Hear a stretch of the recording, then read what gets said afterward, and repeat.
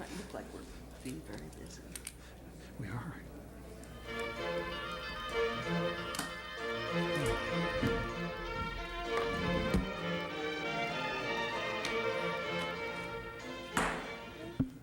Okay.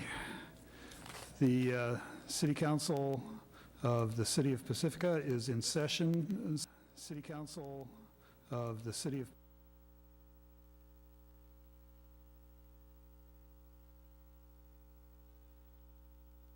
Councilmember O'Neill. Councilmember Degree. Present.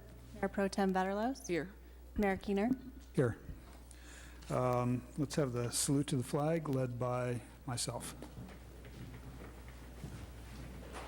I pledge allegiance to the flag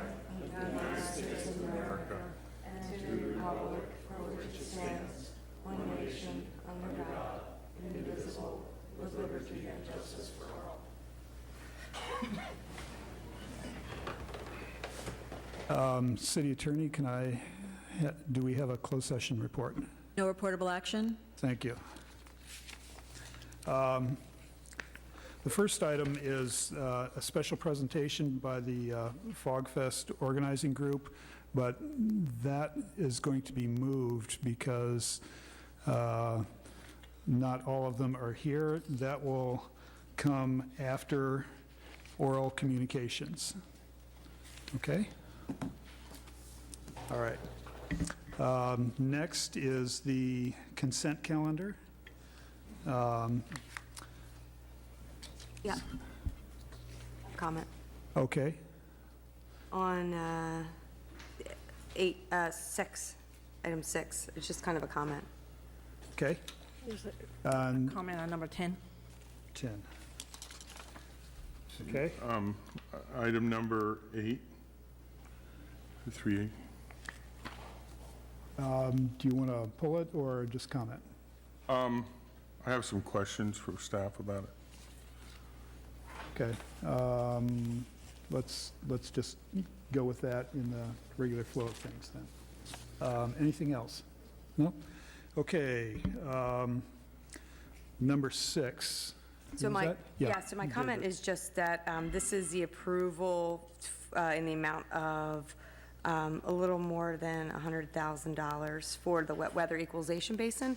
And I just wanted to note for those that may not have read the full report that there's no impact to the actual budget. Just so we're straight. That's my only comment. Thank you. Number 8, Mike. Questions I have for staff, unfortunately, my machine's not booting up. This is a consultant for the authorized compensation, for future compensation, and this is for the building and check people. Am I correct in that? Yes, it's for the consultant that provides our building division services. Has there been any outreach to the people that use this service as to their satisfaction with these consultants? So we are starting a review of improving building division processes at the beginning of 2019 as part of this fiscal year's work plan. And so we will be asking the community how they feel about the building division services in general. Yes. So it will be reflective of the consultant as well. Okay, so, I mean, this is the guy, so let's say I want to do a room addition. I submit the plans to planning, and you do your first cursory check, and then you send it to these people to do the plan check and make comments of what needs to be done, correct? So CSG specifically does the building check for compliance with the building code, and it's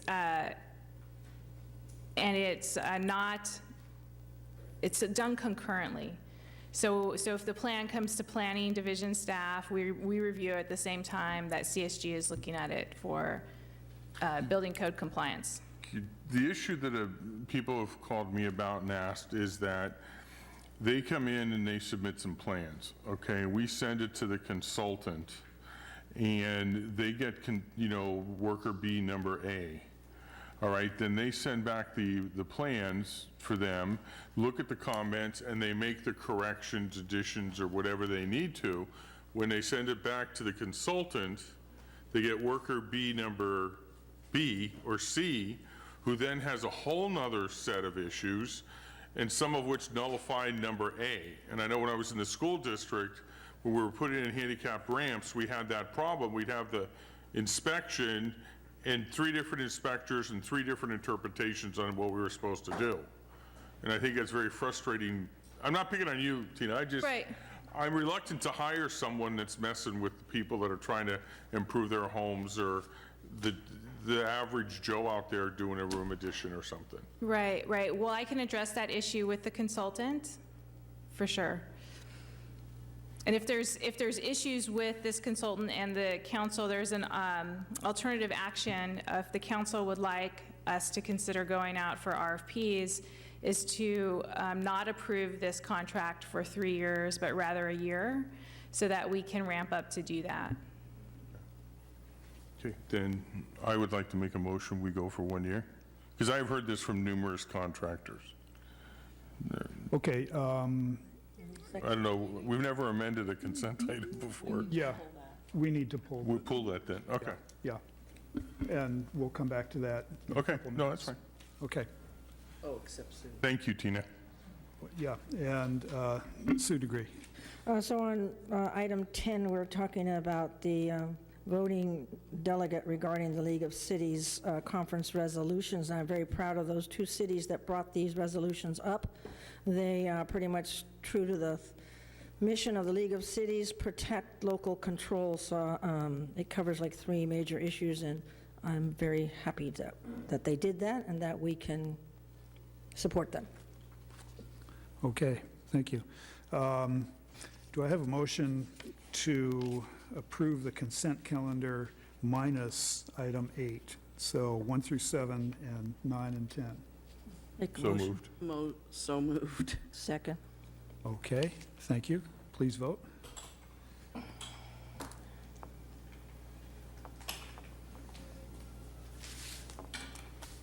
All right, and that passes 5-0. And now we'll consider item 8. Basically, I'd like to amend item 8 to sign a contract with this firm for 1 year instead of 3 years, and ask staff to go out and do an RFP. I'm assuming it's an RFP, right? RFQ? RFP? Question. Yeah, Do you want to go first? Thank you, Mayor Keener. What I was going to suggest here is, if we're extending it for 1 year, during that time, as Director Wehrmeister mentioned, we're going to be looking at our building processes, and we could have, and surveying customers, clients. So we could do that gathering. One alternative to Councilmember O'Neill's suggestion would be that, based on that information we gather, at that point in time, we determine whether it warrants going out with another RFP. We determine the process forward at that time, rather than the council directing a new solicitation process now before we've gathered all that data. So that's just an observation about, because we don't know yet what the facts are behind all of these different complaints. And that was my question. Is it necessary to do an RFP, or just to say that we're going to evaluate the present contract and bring it back to council? That's my question. So I believe this process went through a bidding process at some point initially, so that would be one alternative, correct? Yes, it did. And how many years ago was that? It was 3 years ago. 3 years ago? so the evaluation and so on, let's say we did that. This before us, this that is before us now is for 3 years. Are we able to get out of the last 2 years of that? And if our evaluations support that? So what I would suggest is that council actually direct that the agreement on packet page 161 that the term actually be amended there for only a year. Okay. You okay with that? Yeah, I'm okay, make a motion that this it be amended so that the contract would be for 1 year, pending staff investigation or evaluation of the department. I'll second it. Okay. Any other comments, questions? I have a comment. Deirdre? Tina, how much work is that for you? It is some work, but it's, what will actually be more work is ramping up to change to a different consultant, if that is indeed what we need to do. As I said, the evaluation is already on our work plan for this next year, and if we do end up writing an RFP, it's not a whole lot of work. So you don't see it as a major impact to our work plan in general? No. City manager, you agree? Okay. Okay. Please vote.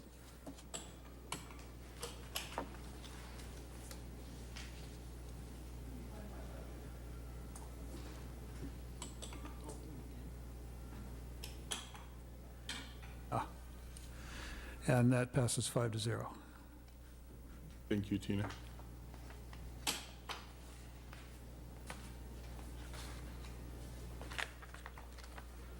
Okay, now it's time for oral communications.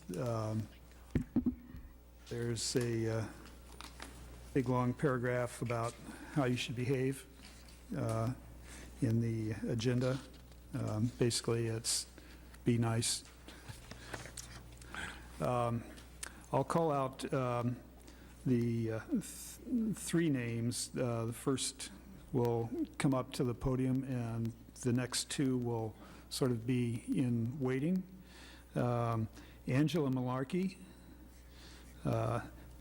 and following her, Deirdre Kennedy, and following him, Pat Nunta Vong.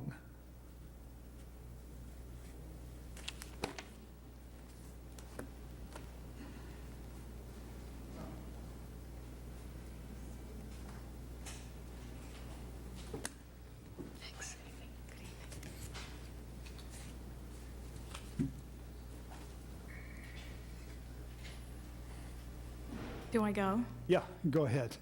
My name's Angela Malarkey, and I'm here to discuss the processing of marijuana use permits in Pacifica.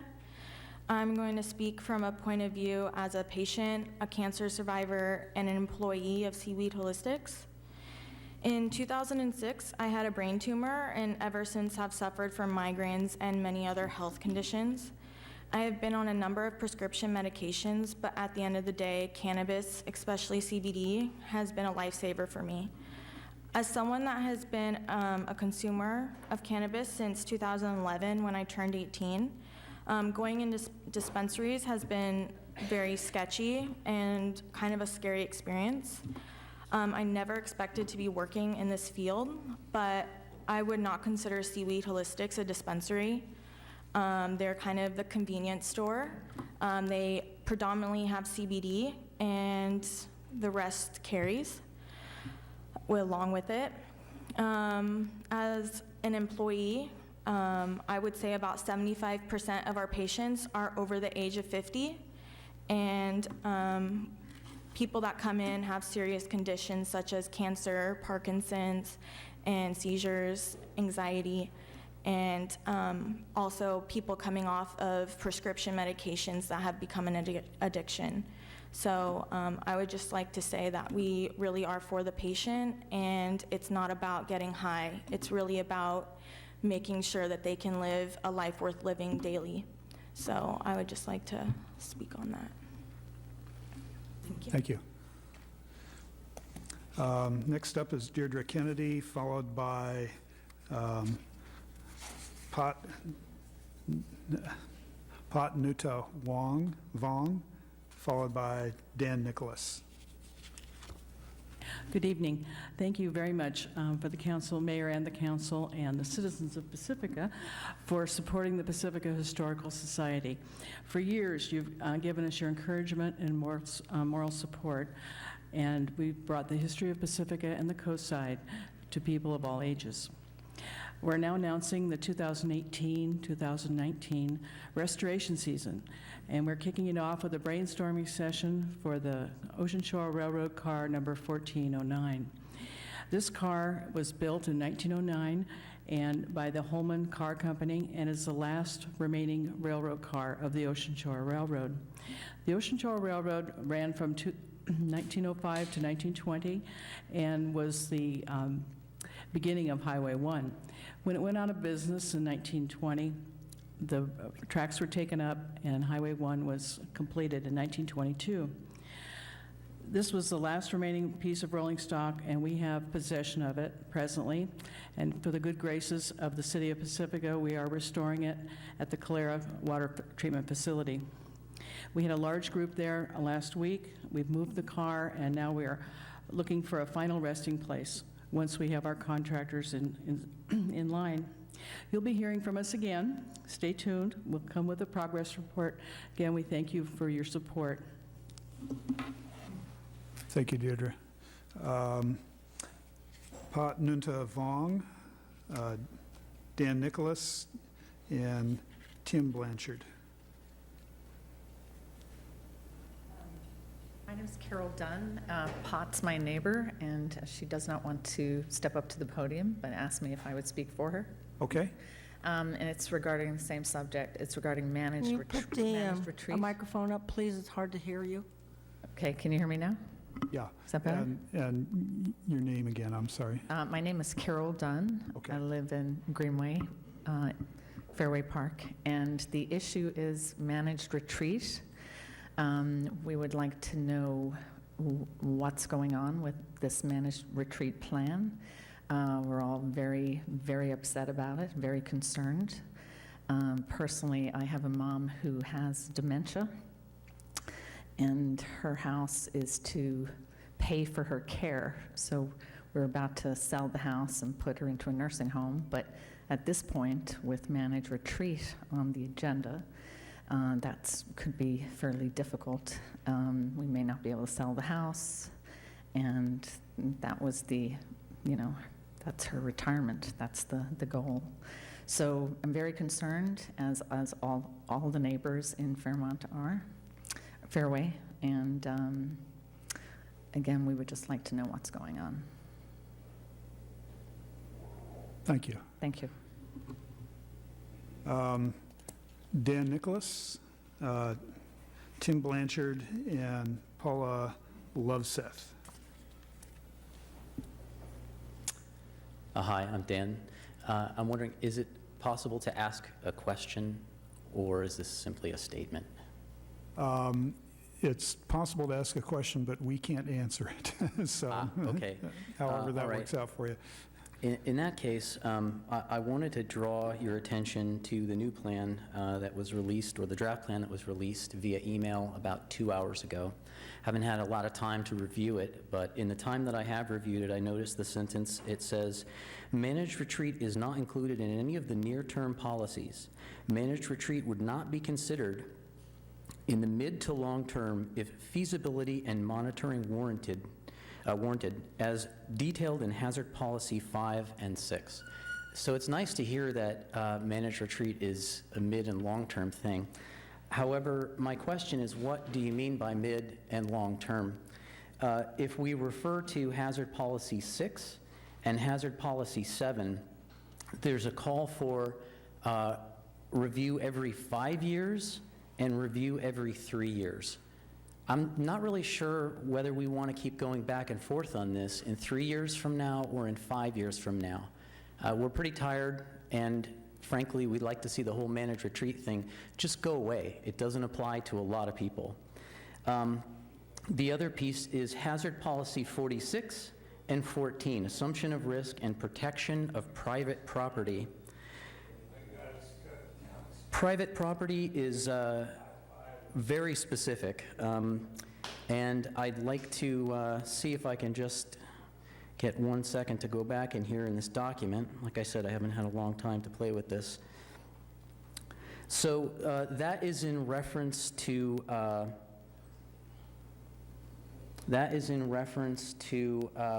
assumption of risk. And my question is, at what point do homeowners need to assume their own risks? That's pretty scary. Thank you. Thank you, Dan. Tim Blanchard, followed by Paula Loveseth, followed by Kathy Maresco. Hi, good evening, City Council. I just want to voice my displeasure at the managed retreat. I don't think you had the best interest in the city of Pacifica for the people who live west of Highway 1. And are you disclosing that to this hotel developers? Just a curiosity, just a question. Thank you.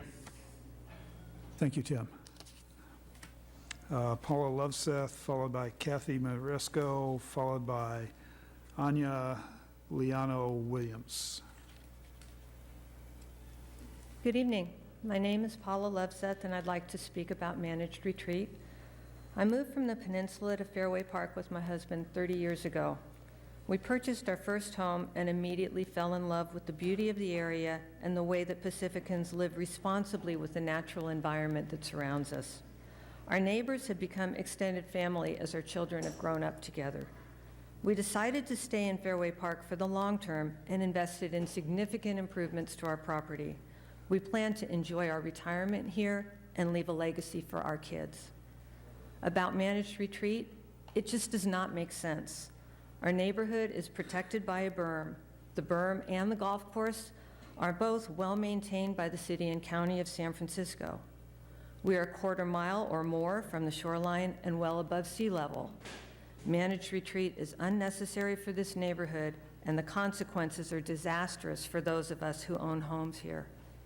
I respectfully request that the council remove Fairway Park from Pacifica's managed retreat plans and preserve the investment our community has made in our neighborhood and in Pacifica. Thank you. Thank you, Paula.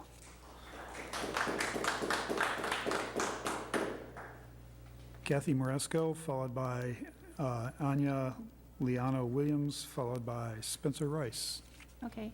Yeah, my name is Kathy Maresco, and I just wanted to respond to a statement that was made before the council on July 23rd by Suzanne Moore. So that was 2 meetings ago.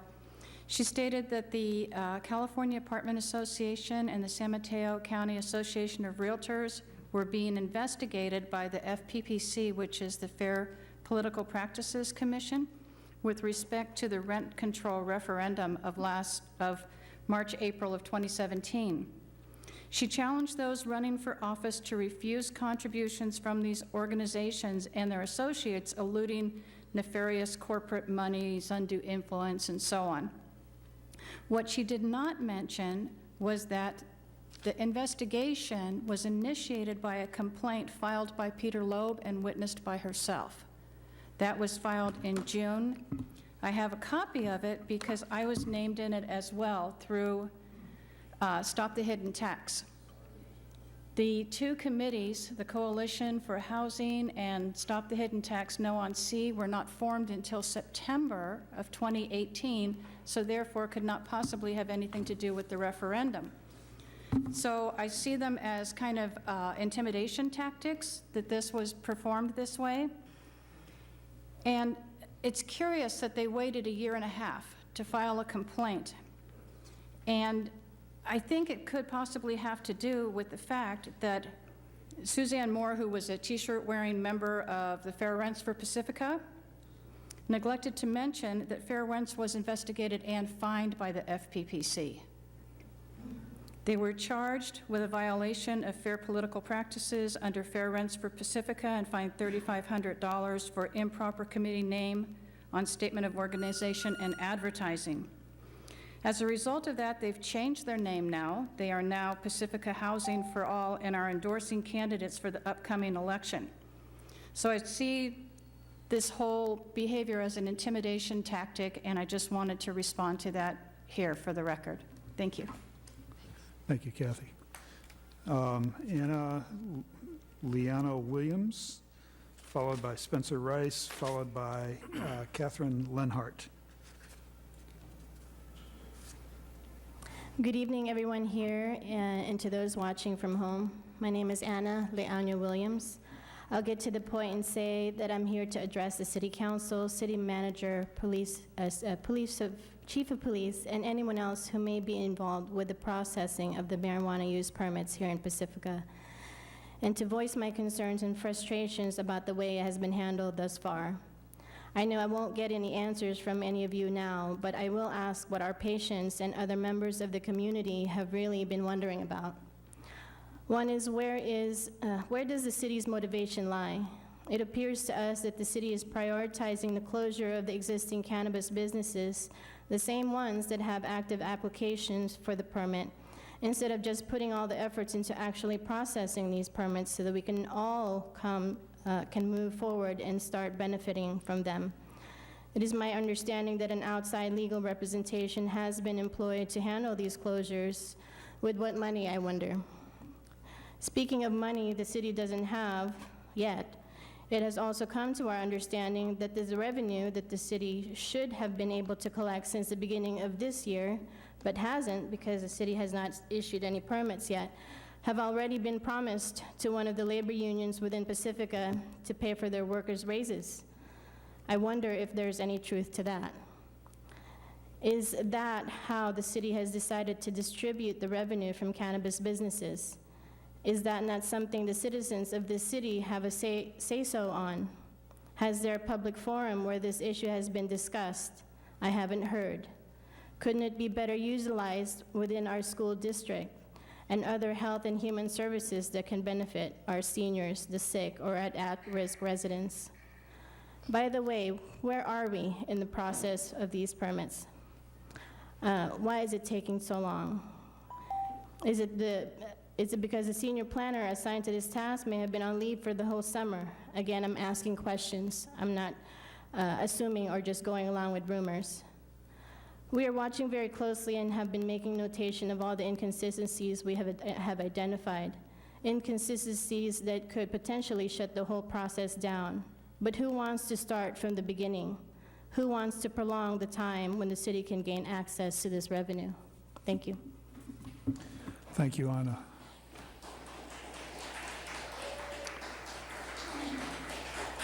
Spencer Rice, followed by Catherine Linhart, followed by Jeanette Loveseth. Good evening. My name is Spencer Rice, and I live at Crespi Apartments, Ocean View Senior Apartments. The reason I'm here this evening is because I'm a veteran. I enlisted in 1954 and was in the U.S. Air Force until 1962. For the last 40 years, I've been insured by Kaiser. When I say insured, that's been my HMO, and every time I had an emergency, they took me to Kaiser.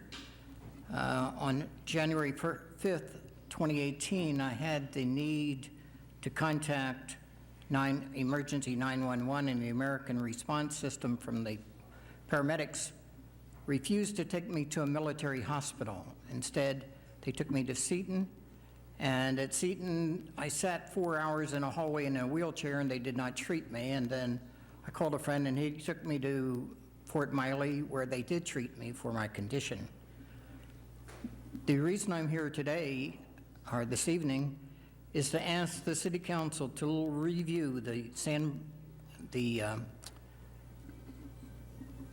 contract, the agreement between the Board of Supervisors in San Mateo County and the American Medical Response System.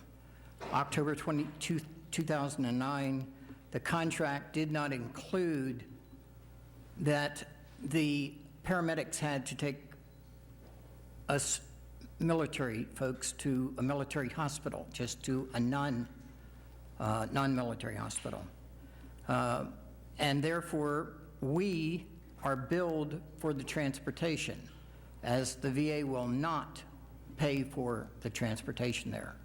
So I received a bill for $3,397, and I'm over at the Ocean View Apartments. There are at least 4 of us that are in that same situation.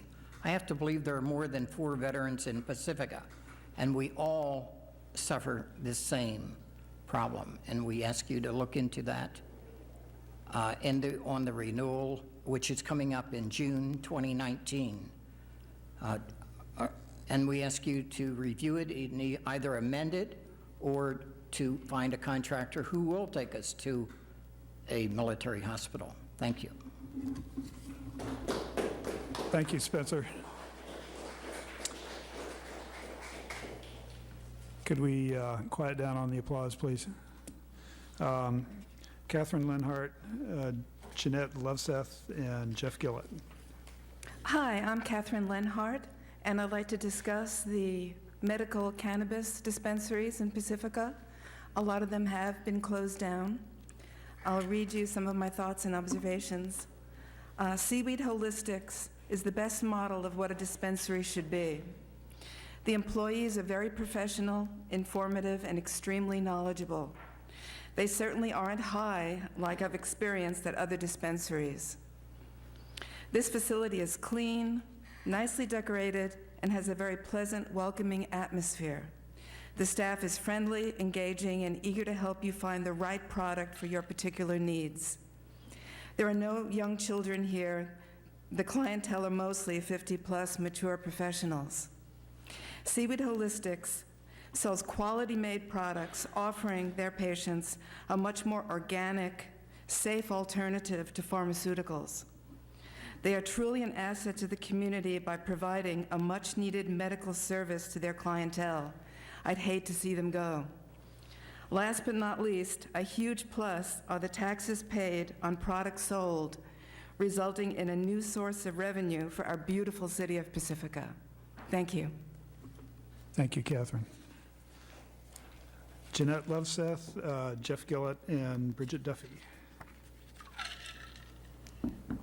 Hello, my name is Jeanette Loveseth, and I'm a resident of West Fairway Park, and I'm here to strongly oppose managed retreat. I've reviewed a significant number of resources on the matter, and it appears that this is not the response for Fairway Park. This is not something that we want, we need. The seawall, it works. It has created an environment where endangered species are thriving, where my family is thriving, where all of our community members are thriving.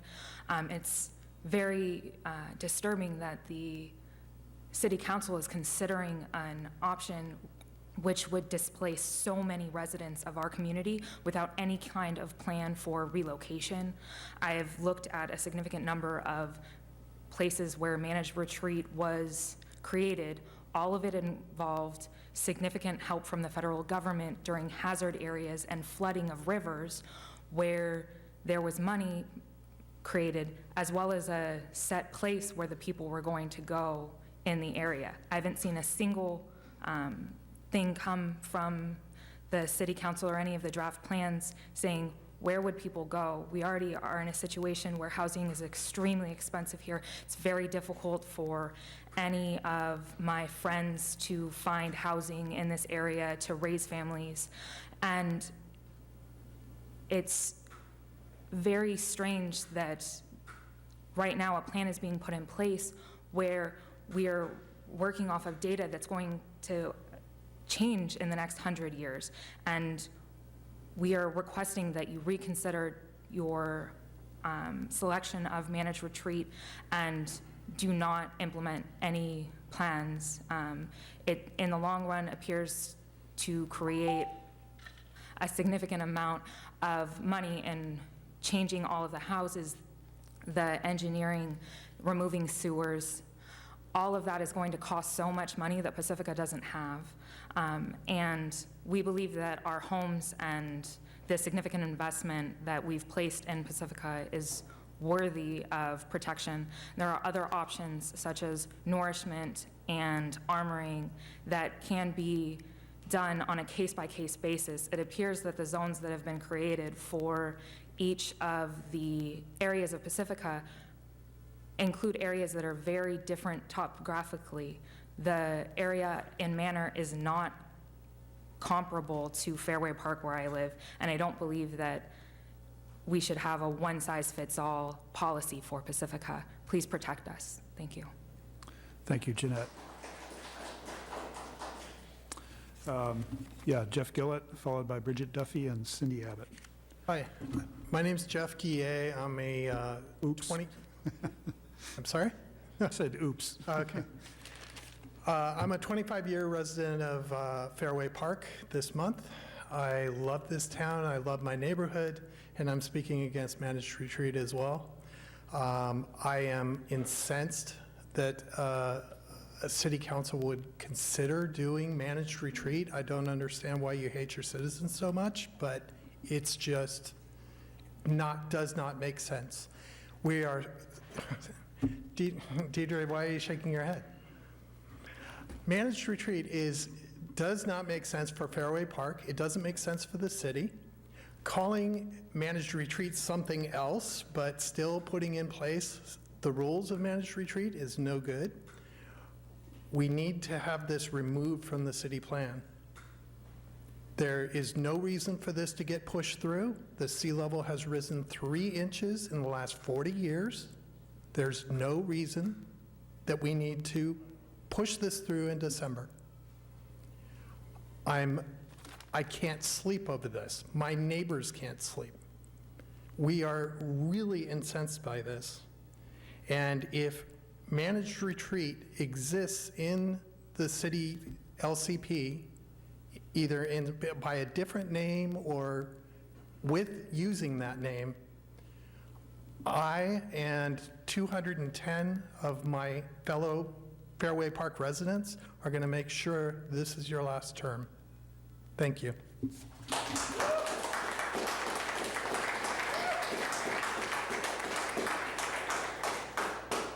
Thank you, Jeff. Bridget Duffy, followed by Cindy Abbott, followed by Gio. Yeah, I always stumble over your last name. Okay, Bridget. Hi. So last November, we had Measure C on the ballot. It was a rent control measure. And prior to that, just prior to that, a bunch of people came to our town, signature gatherers.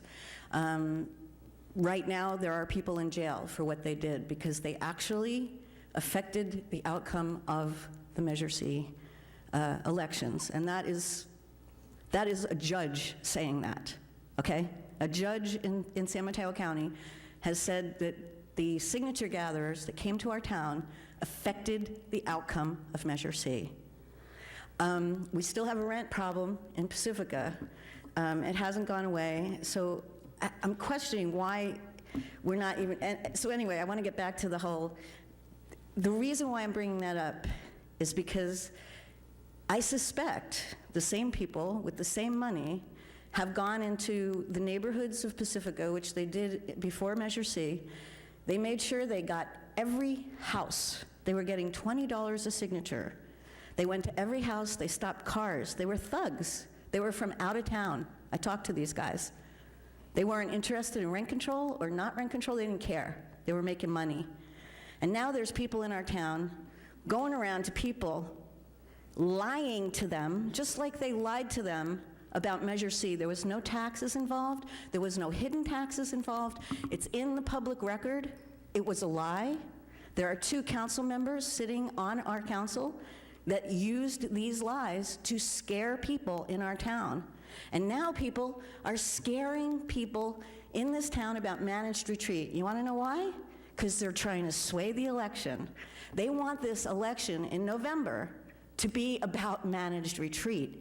And it is total crap. The city is planning on building a seawall, if I'm not mistaken. I think I've talked to the planning manager about that.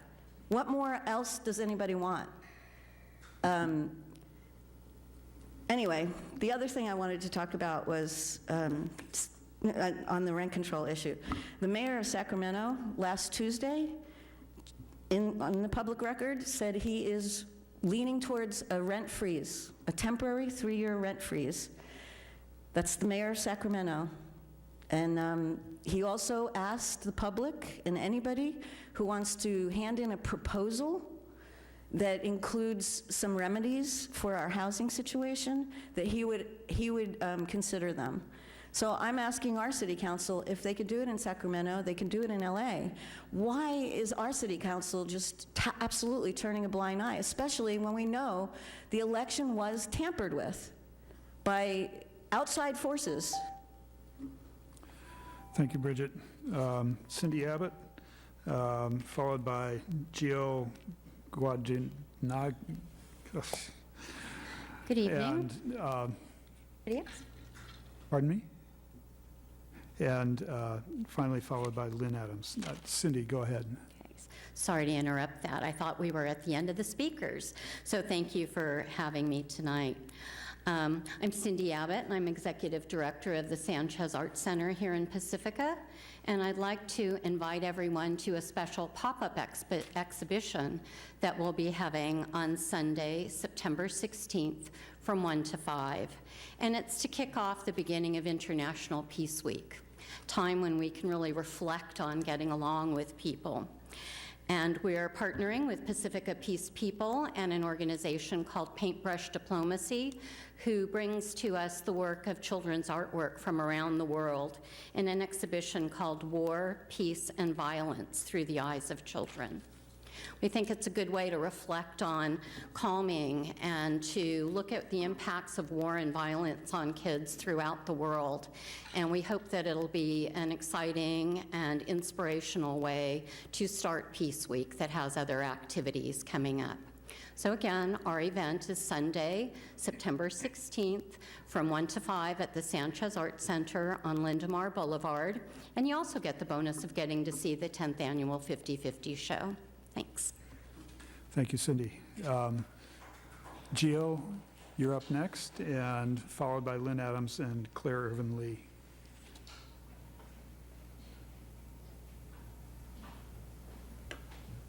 Where's Robin?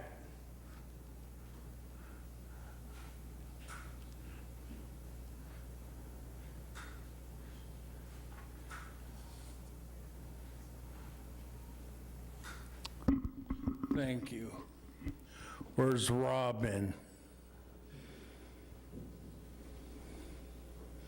I want my papers tonight. I have a bunch of signatures. One is to get the mayor removed. And the other one, where's my money for my chair? Where's the street lights? Where's the curb cuts? They're too steep, they're too narrow. I already gave you a Benway caster and wheel. I'm not paying for it. You guys can. My chair's $2,400 for the wheels. And I bent the frame because the curb cut is too steep and it's too narrow, and there's a hump to go over there by Oceana High School. And then there's a storm drain over there. When you get up on the curb cut, you can't even see that thing until you get stuck in it. When you guys gonna repave the roads out here and put the blacktop sealer on it? These potholes are ridiculous. And then I got a thing about the opioids. What are you gonna do about it? I'm on that because of you guys. When I rolled my scooter on Gateway and have my shoulder replaced. You think I love living on pain pills? No. You think I like smoking medical marijuana for the pain? No. You can get that beep beep sound and shove it up your butt. I had it with Pacifica. I already sued you once. I'll do it again. It was just like the mural.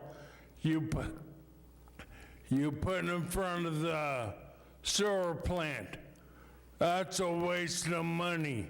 Why don't you think about the handicapped people throughout Pacifica and the citizens about their safety before you put money into the murals? I don't see none of you guys from the city council doing your job. It's just like, what are you supposed to do? When's that job gonna be done for the sidewalks on Palmetto? Gio, I'm afraid your time's up. Hey, I don't care. Turn the mic off or go a cappella.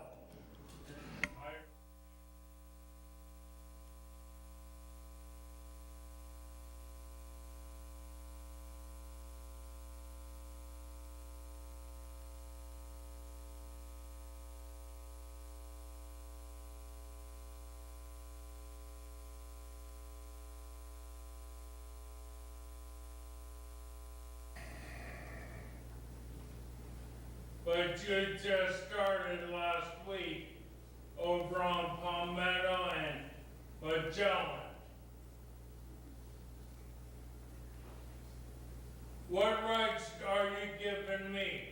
I have rights also. And where's my papers? I told Robin I wanted them tonight. You're messing with the wrong person. I got a bunch of people behind me that seen this televised. That's enough, Gio. No, it's not. Chief, will you escort him? No, where's my money for the chair? I'm tired of the wheels binding on this chair. This is my livelihood now.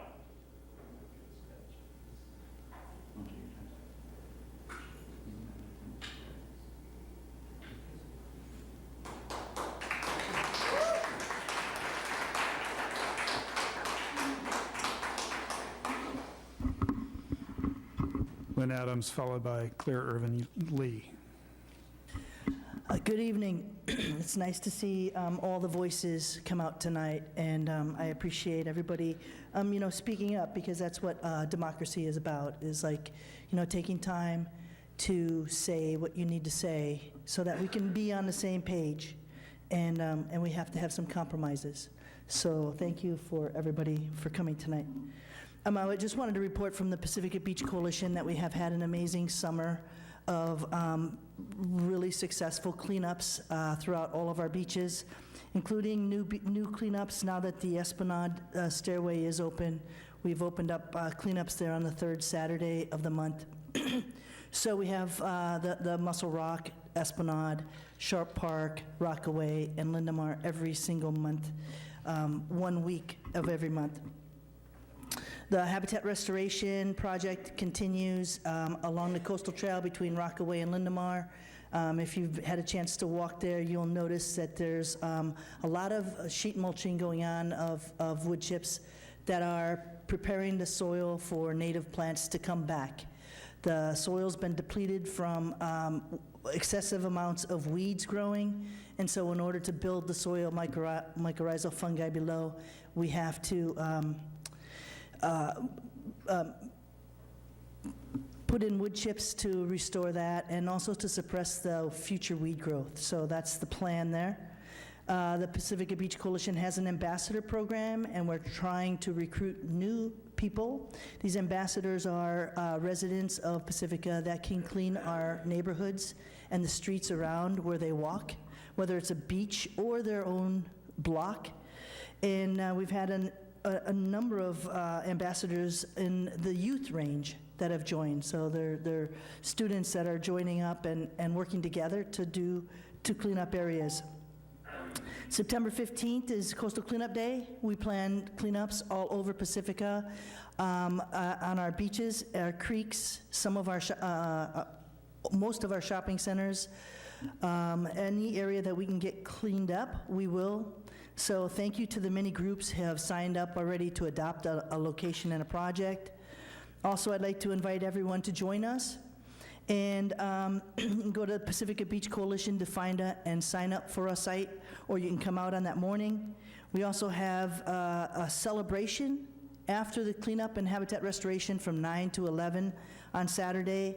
The celebration will be at Lindemar. I will be on the south end of the north lot, the big main lot. And we're going to recognize businesses in our community that are creating sea change, including Taco Bell, who is changing from plastic cups to paper cups and cleaning up around their area, and stores like restaurants like Nick's and Soul Grind and Oceana Market, who have gone to paper straws, et cetera. Thank you. Thank you, Lynn. Claire Irvin Lee. And this is the last speaker card I have for oral communications. Good evening. I am the last person I ever thought would be here addressing you about a marijuana business in my city. But I'm someone who lived through the 60s, and I remember it. I've never smoked anything in my life, and I'm a little kind of skeptical about walking into a bar. But I have to tell you, I'm 68 years old and I have arthritis. And I want to be taken off the floor feet first from the dance floor. I do not intend to stop. Yeah, there are some drugs I could take, and they all have side effects, and I prefer not to do that because, well, as you get older, the side effects can be worse for you. And, you know, on those little blurbs that they have on TV where they say, call your doctor if there's blah, blah, blah, blah, and death. Anyway, I was very skeptical when a friend of mine suggested that I try CBD cream. But guess what? It worked. And it has absolutely no side effects, and it's a miracle cure. And I went into the first place I went into was in Mendocino, where I spend a lot of time. And there was a very nice place. And I got some salve, and it was great, and it wasn't sleazy. And people were very nice to me. And I thought, okay, this is not bad. And voila, a few months ago, I went into, it's called Seaweed. And it's a welcoming, lovely place. It's well lit, well decorated, with nice people, and it's no head shop. I'd really like to make sure that this place, and perhaps others, stays alive and well and starts contributing some revenue to this community. And I frankly hope that you do use the revenue to give raises to all of the, or as many as you can, of the city employees, because I think they deserve it. They're hardworking and they're great. And so are all of you. Thanks a lot. Thank you, Claire. I've received one more card for Tony Williams.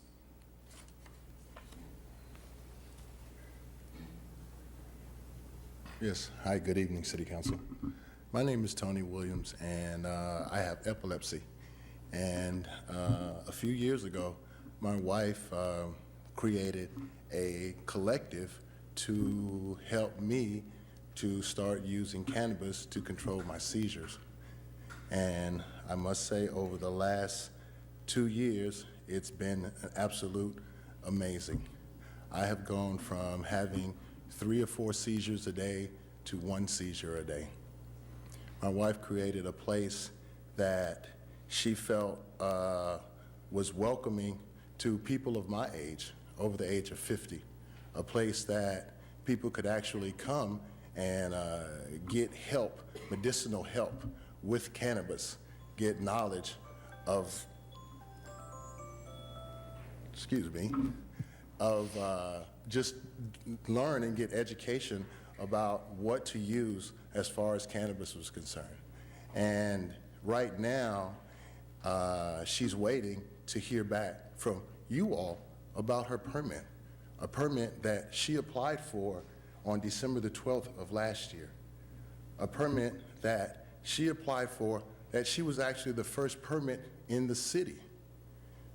And still to this day, we have no idea on what's going on with the permits. It's been almost 10 months. Almost 10 months. And the place that she created is a place that Pacifica needs, a place that is welcoming, not sleazy, not a pot shop. It just so happens to be a place where cannabis is one of the other things that they also sell.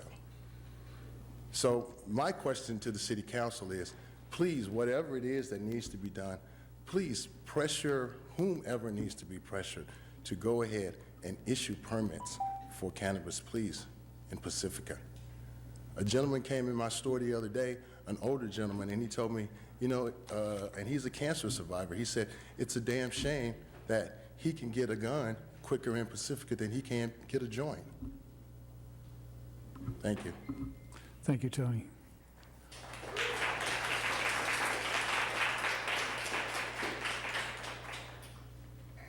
Okay, now we'll have that special presentation that we skipped over, the FogFest organizing group.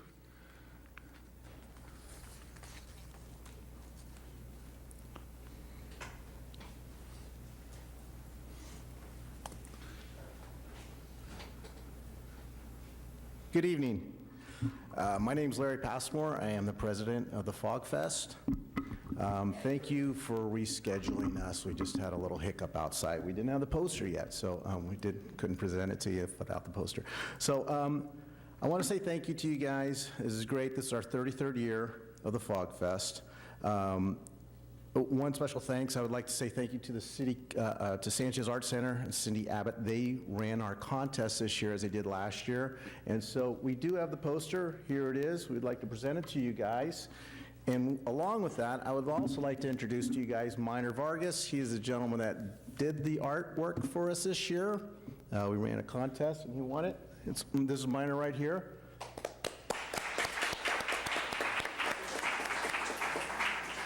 I would also like to let you guys know who did the painting down there last weekend on the wall. That is also Minor. He donated all his time to do it.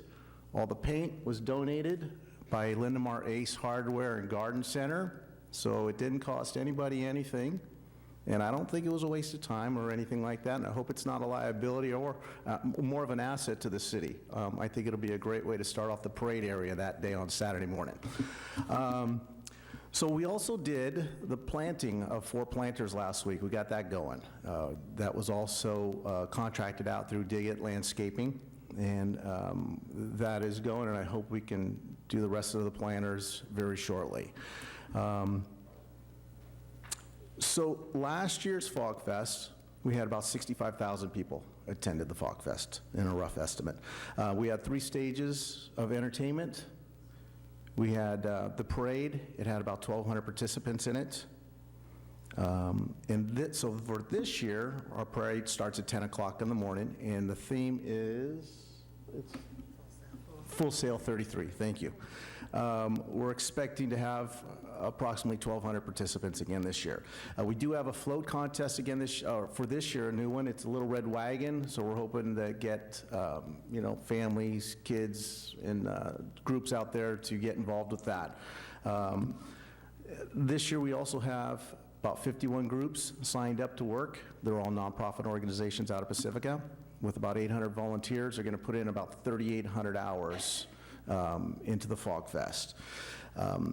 A few of the fun facts that I always like to throw out there for the FogFest: it does take up about a mile of Palmetto Avenue. That's how much area we use. We also use IBL, Ingrid B. Lacey School, for the Fun Fest, our carnival areas over there, and then also Oceana High School. So thank you to those 2 school districts.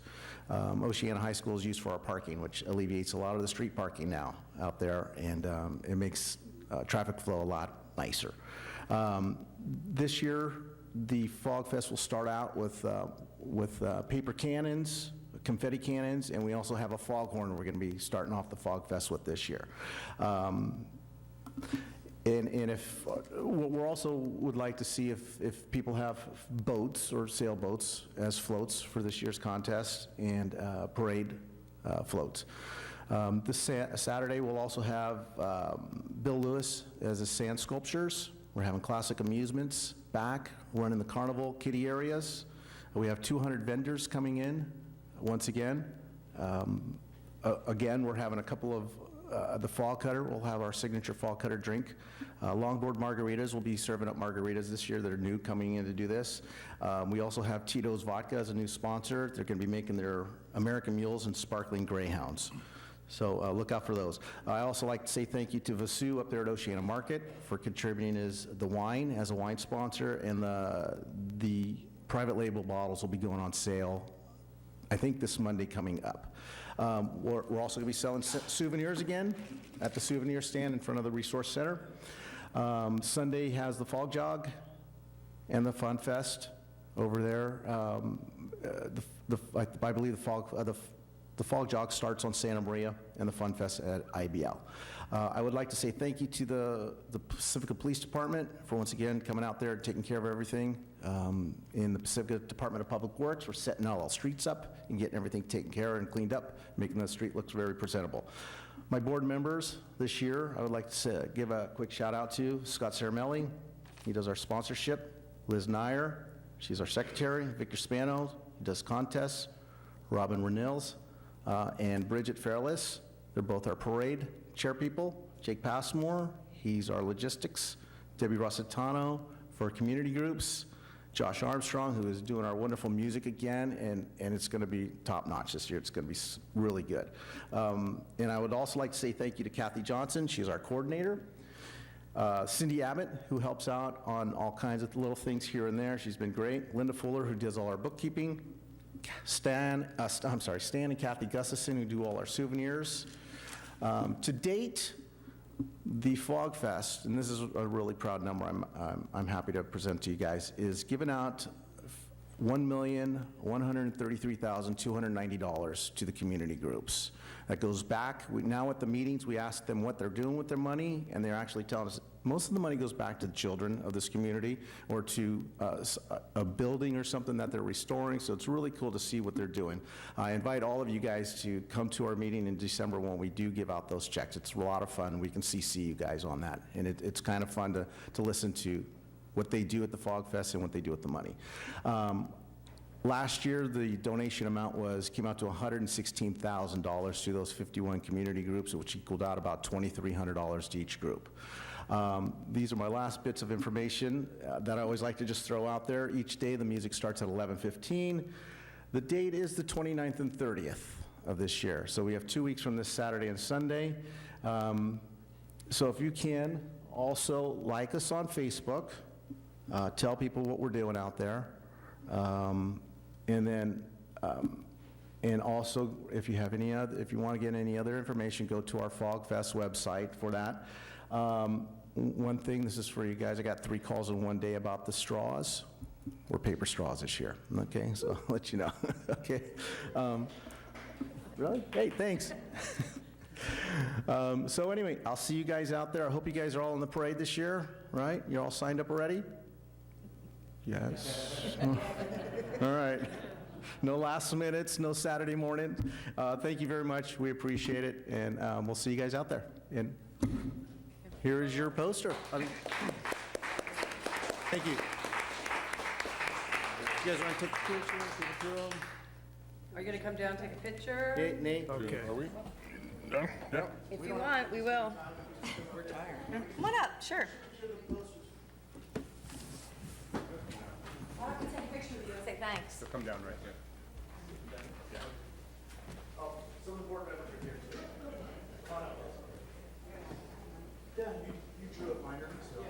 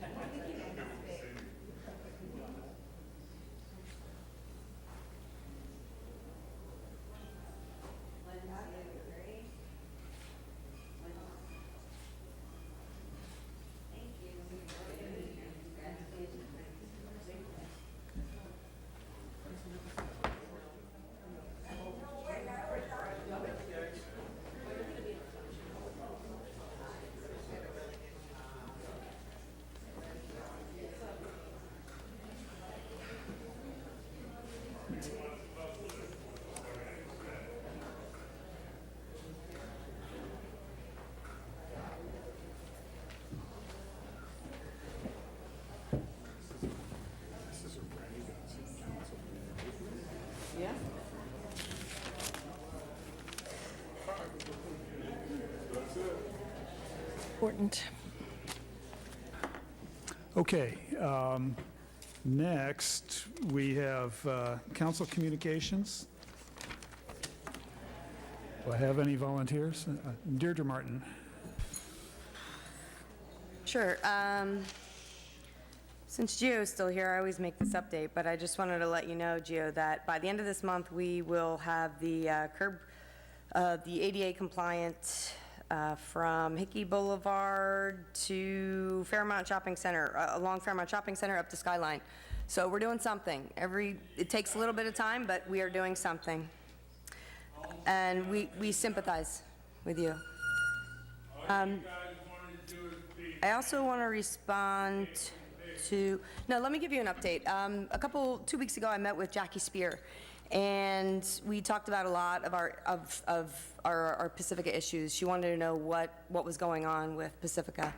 And one of the major topics was coastal erosion, sea level rise, and it's also on the top of her list. We think we have it bad, but the other side of the peninsula has it worse. So we're always trying to get attention, and we're always trying to get money, and so just be aware that she's aware, and we're all trying to do what we can to get seawalls repaired and get more money. We also talked about airport noise, and in response to all of the buzz around that, Congresswoman Spears, I think she broke her foot or something, and she spent a lot of time at home recently, and she's been subject to a lot of airport noise herself. And she was so upset that she scheduled a meeting with on a town hall on October 23rd at Skyline at 7 p.m. So I hope to see some of you there. Spread the word. That's going to be an important one. What was the date on that? October 23rd at Skyline at 7 p.m. I went to the Sea Stars in a Plastic Ocean event that the Pacifica Beach Coalition held at the community center. It was a great event. I think there was about 150 people coming and going. We learned a lot about sea stars. We learned a lot about the plastics in the ocean, what we can do to prevent more plastics from ending up in the ocean. I'm sure some of you have seen the recent coverage of the sort of ocean vacuum that just launched from Alameda. Just kind of stay tuned, stay aware, and just be aware of what plastics you're using. We'll talk a little bit more about that later tonight. I also ran the Tiki Trot that the Pacifica Runners hosts. I think it's their second annual. It was really fun. It was a 5K, and I didn't come in last, but close to it. It was fun, though. So check out the Pacifica Runners if you haven't heard much about them. Meet here at the pier at 8 a.m. on Saturday mornings and do a nice light run around here, too. Lynn Adams also talked about Coastal Cleanup Day, but I just wanted to remind everyone also that Coastal Cleanup Day is this Saturday, September 15th at 9 a.m. There's cleanups all over the city. If you need a site, go to pacificabeachcoalition.org and you will find one. And if you want to work with me, feel free to reach out because I'm always recruiting ages 14 and above at my site, which is the waste collection site. There will be a little event afterwards at Lindemar. There's going to be some fun things to look at and learn about in terms of sea stars and plastic. And as the Pacifica Beach Coalition says, sea change begins with me, begins with you, begins with us. So it will be cool to see everyone out there at 11 o'clock at Lindemar, right near the Taco Bell. That same day, you can just take a quick jaunt across the highway to the community center because we're going to be having a sea level rise meeting. That's this Saturday at noon. You're all invited. I'm sure you all know about it already. And I wanted to apologize to Jeff. I think he has left. I wasn't laughing or shrugging. I just was actually surprised to hear someone say that I hate our citizens. And I think that's probably the last thing you'll ever hear any one of us say, that we hate our citizens so much, because the only reason we're here is because we love our community so much. And I, for one, we don't do it for the money. We don't do it for the glory. We've been here since 4 o'clock, and we'll be here for very late tonight. We do it because we love our town, we love our community. And just to kind of very high-level touch on managed retreat. Come on Saturday, learn a little bit more. It's not a one-size-fits-all that I've heard here tonight. It's absolutely not. Any good business plan, any good plan, you forecast based on your history. If you have no history, you do your best. And you always have an exit strategy.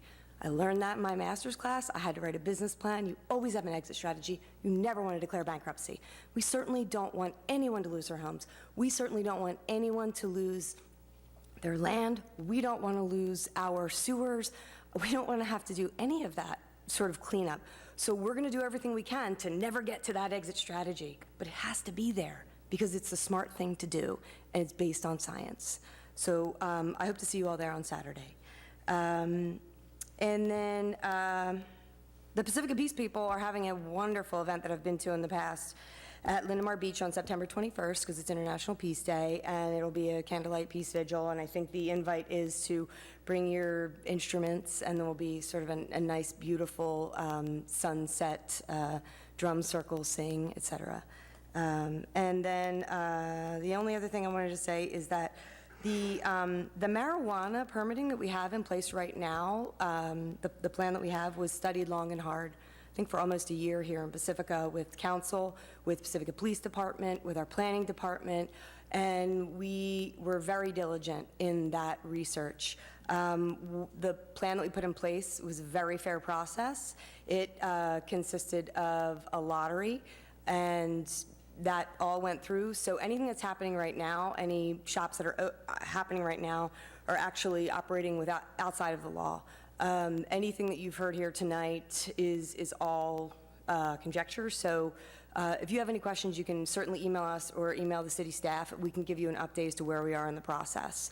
And we're following through with that, and all of the folks who have been issued permits are moving forward with that. And I'll stop there. Thank you, Deirdre. Sue Vardalos. We had the Council of Cities dinner in Pacifica. We held it for all the other cities. About 52 people came, which was a surprise because it was the holiday weekend, and everyone loves Pacifica. All the other cities, we had a trail discussion. It was quite entertaining. Thank you, John.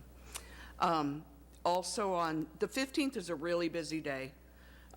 Coastal cleanup, there's council candidates forum at the Democrats meeting at 9:30 at Sharp Park Restaurant. There is also Rancho Days at the Adobe that day in the afternoon. And of course, our sea level rise meeting at noon. And that's all I have today. Thank you, Sue. Sue DeGree. Right, the 15th is a huge day, so there is at the Sharp Park Golf Course, the first panel of our candidates for city government, and there's also coastal cleanup, and I forgot the Rancho Days, which is really quite something at the Sanchez Adobe, and the sea level rise for the community meeting at the community center at noon. So the 15th is a big deal. The 16th, the county historian Mitch Posto will be giving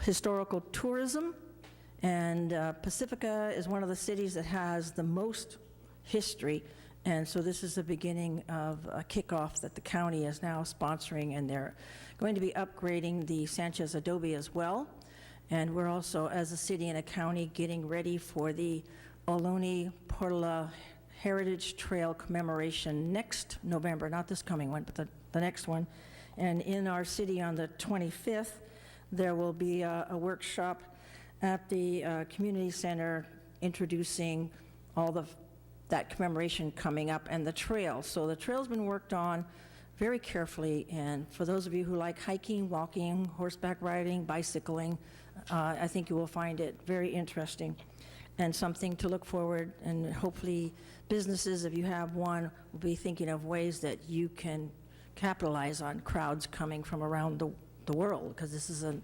international commemoration.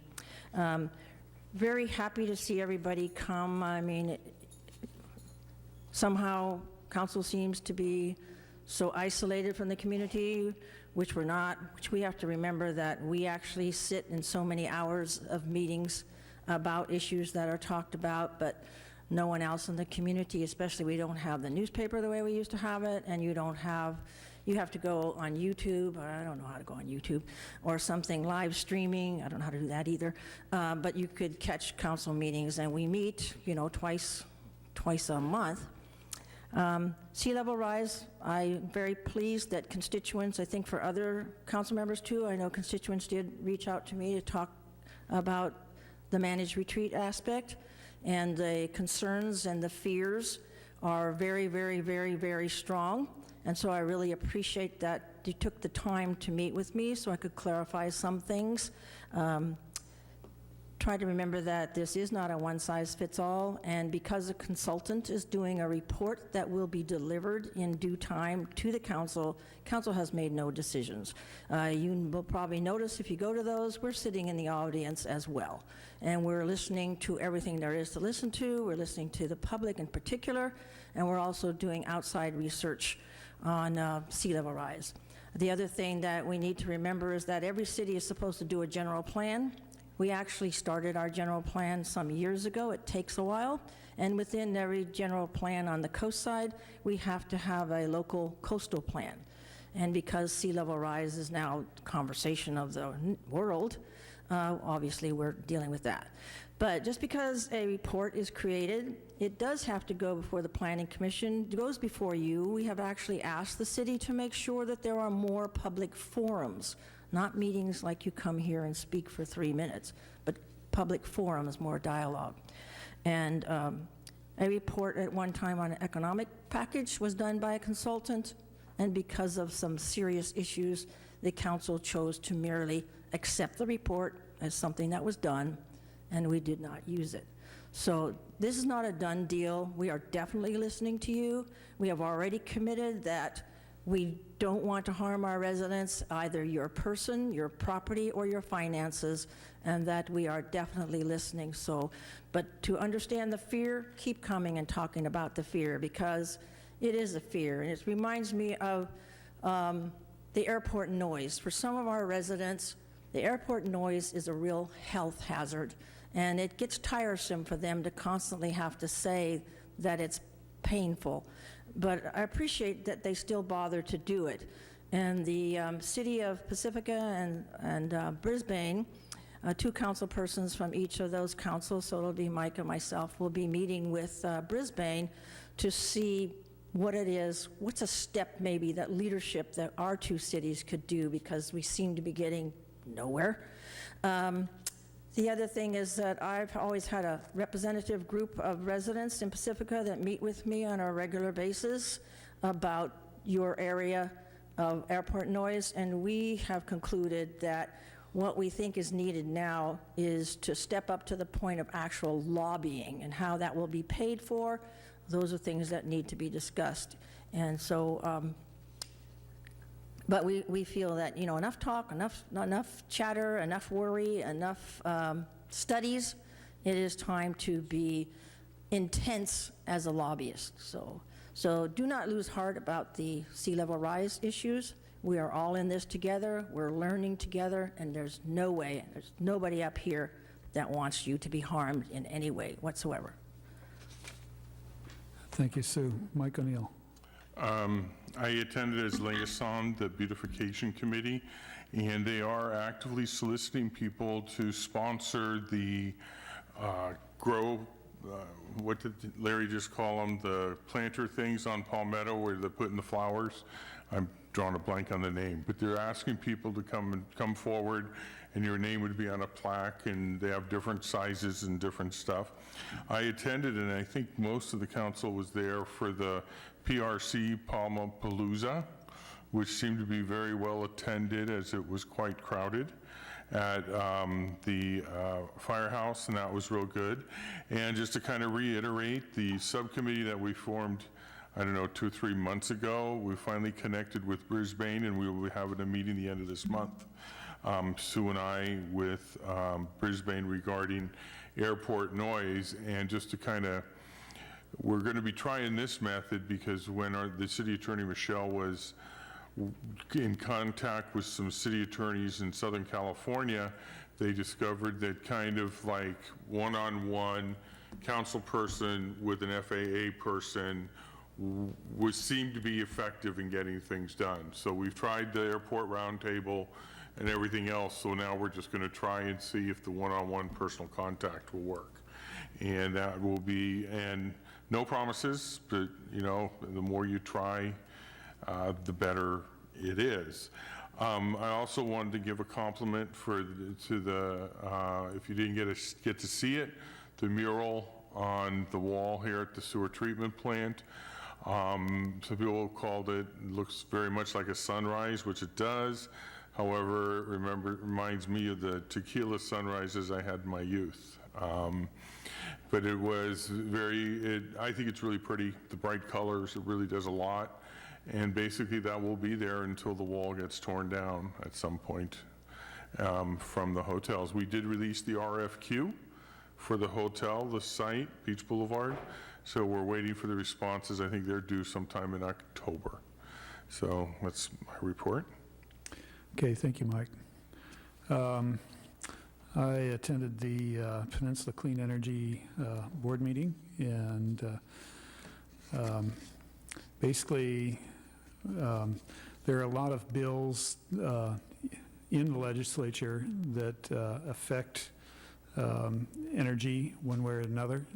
There are several bills whose effect is to let PG&E distribute the cost of all the lawsuits against them for the fires to their customers. And that bill is awaiting the governor's signature. He hasn't signed it yet. And a big issue for Peninsula Clean Energy, PG&E, of course, transmits that energy. Peninsula Clean Energy merely buys it. But Peninsula Clean Energy has to pay what's called an exit fee to PG&E, and that is under some consideration by the California Public Utilities Commission, and there are two proposals. One is sort of reasonable amount of exit fees, and the other is what to us on the Peninsula Clean Energy Board looks like an unreasonable amount of exit fees. So stay tuned. This will be decided in the next month or two by the Public Utilities Commission. And I attended the Council of Cities meeting that the Mayor Pro Tem referred to, and hosted it, in fact, and it was well attended.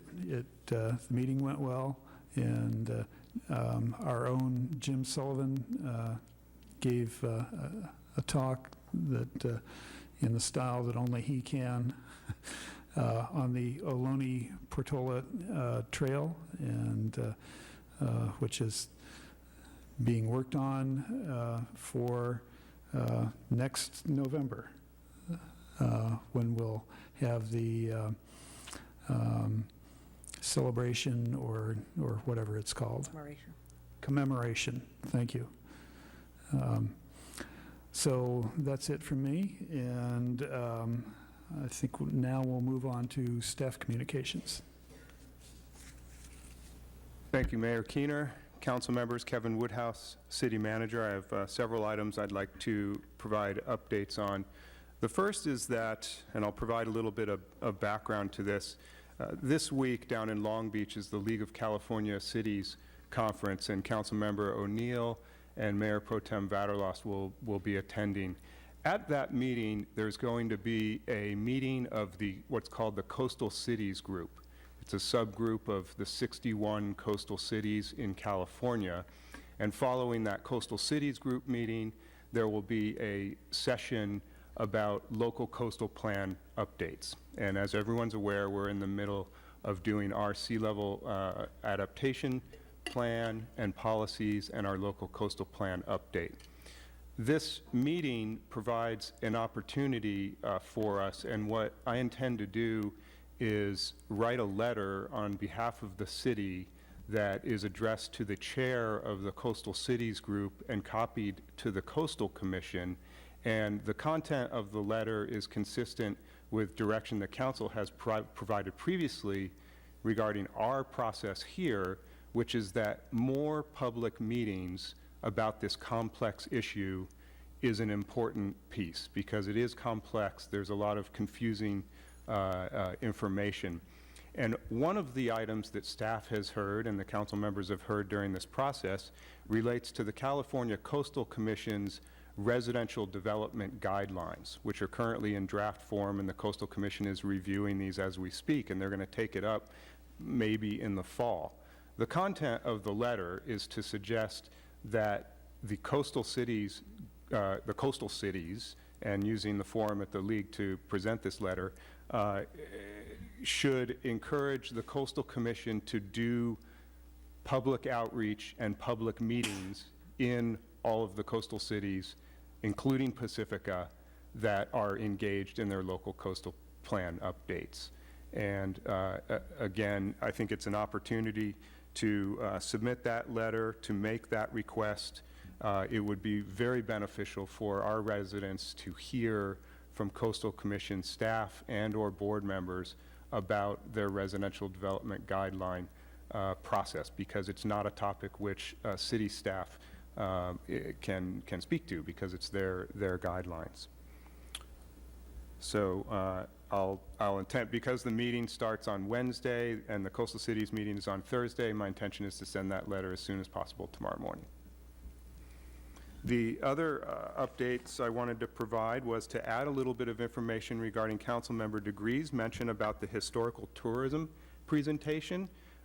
Just to mention, I didn't catch whether she had mentioned the time, but it's Sunday, September 16th at 2 p.m.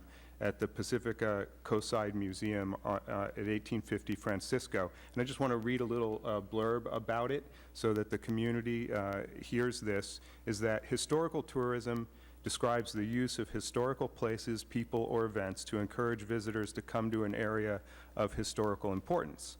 As the city of Pacifica has the oldest history in San Mateo County, it is important for the economic well-being of our city to highlight the history of our coastside area. So as Councilmember Degree mentioned, Mitch Postal, the president of the San Mateo County Historical Association, will be giving that talk, and it's open to the public. Everyone's invited. Continuing on, the Caltrans is making great progress on the San Jose pedestrian overcrossing. And on Friday, we put out information that the week after this week, that is beginning next Monday, they will be doing nighttime full closures of Highway 1 north and southbound with a detour on Oceana and Francisco. We learned today that that's delayed another week, so we're going to be putting out on Nextdoor and social media to get the right dates out there, but we just learned that today. Kevin? Thank you. Yes. That's the Saturday of that week is Fog Fest. Yes, and that's right, at the end of that week, right? And, Yeah. and so we are going to talk with Caltrans about that and make sure that there's not going to be any conflict with Fog Fest. They're not intending it to be weekend closures, but I'm not sure about Friday night, so that's what we need to talk because about. they're working like Friday night is their Saturday morning.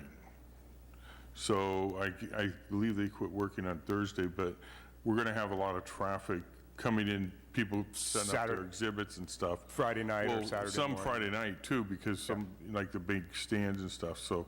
We'll make sure to touch base and coordinate with them. Okay. Oh, Director Ocampo. Thank you. Good evening, Mano Campo, Director of Public Works.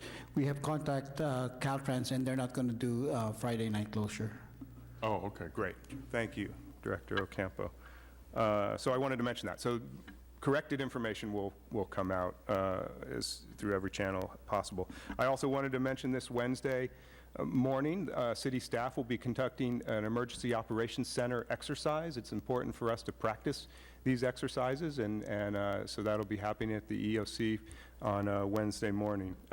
Yes, Wednesday morning. So, and then finally, the city published its last fiscal year's accomplishments list, and reference and link was made to that through Connect with Pacifica and through other means. It's on the website, and I just encourage everybody to look at this 10-page list of the varied and diverse types of projects and initiatives and programs that the city works on, and there's some fun facts in there as well. So I did want to mention that, and it's a list from my perspective that all of the employees and the council and all of the volunteers and commission and committee members in the city can be very proud about.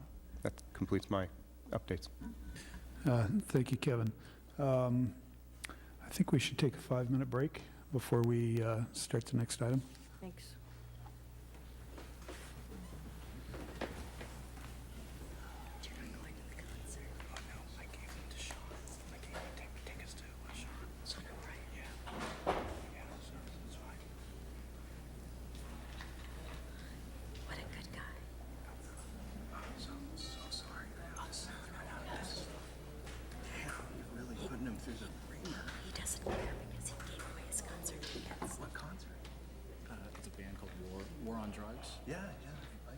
I don't know them really well. Yeah, but so I've they're heard playing them. tonight. They're really Yeah, good. and they're great band, but it's fine. Sean was he was excited. Oh, I bet he was. I know. I'm bad. I'm trying to be really nice to him now. No, but it's true. So I bought 2 tickets and I was going to take them. So he already had a babysitter for tonight. Right. But he had the babysitter because he was going to.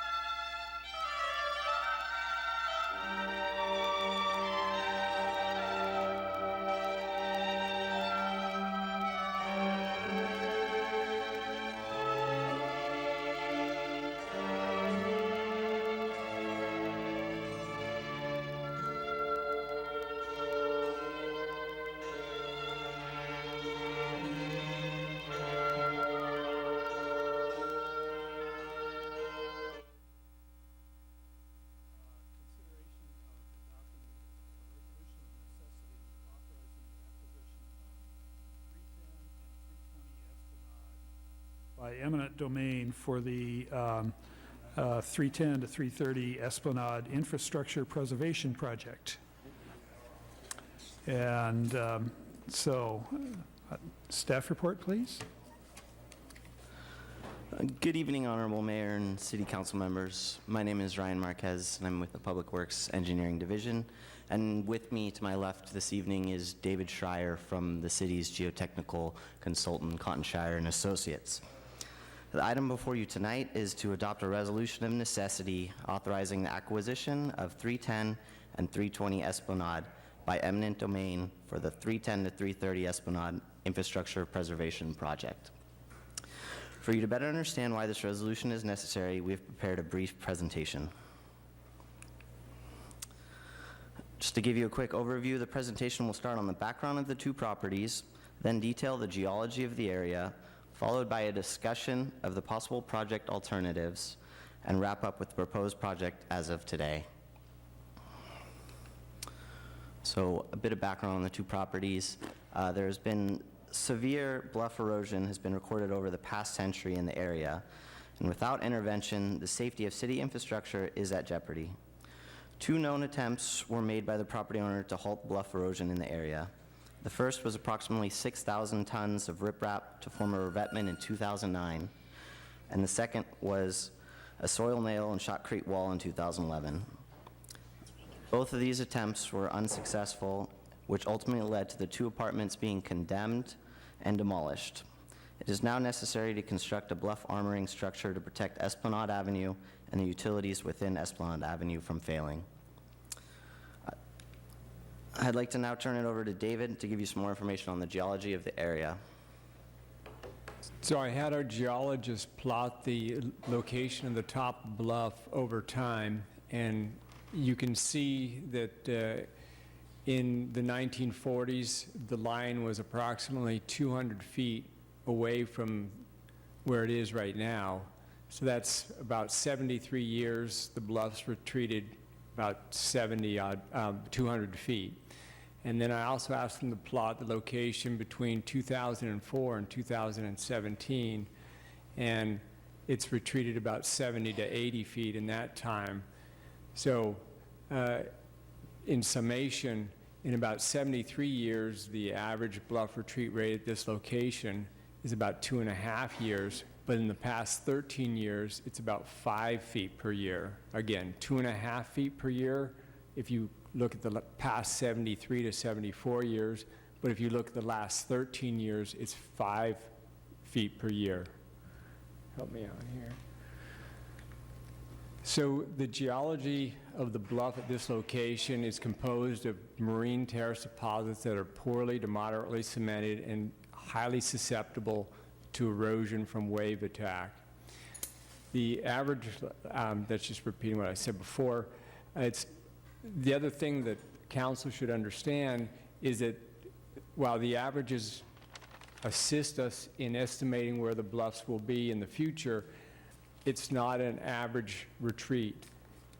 It's a more systematic sort of episodal failures. You'll have some years where you won't get any retreat and other years where you'll get significant retreat. For example, in 2016, there were sections of the bluff that retreated about 7 feet.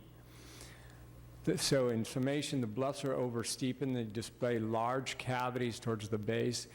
The mode of failure is erosion at the toe, which creates calving and oversteepening and undermining of the mid and upper slopes, which then fail.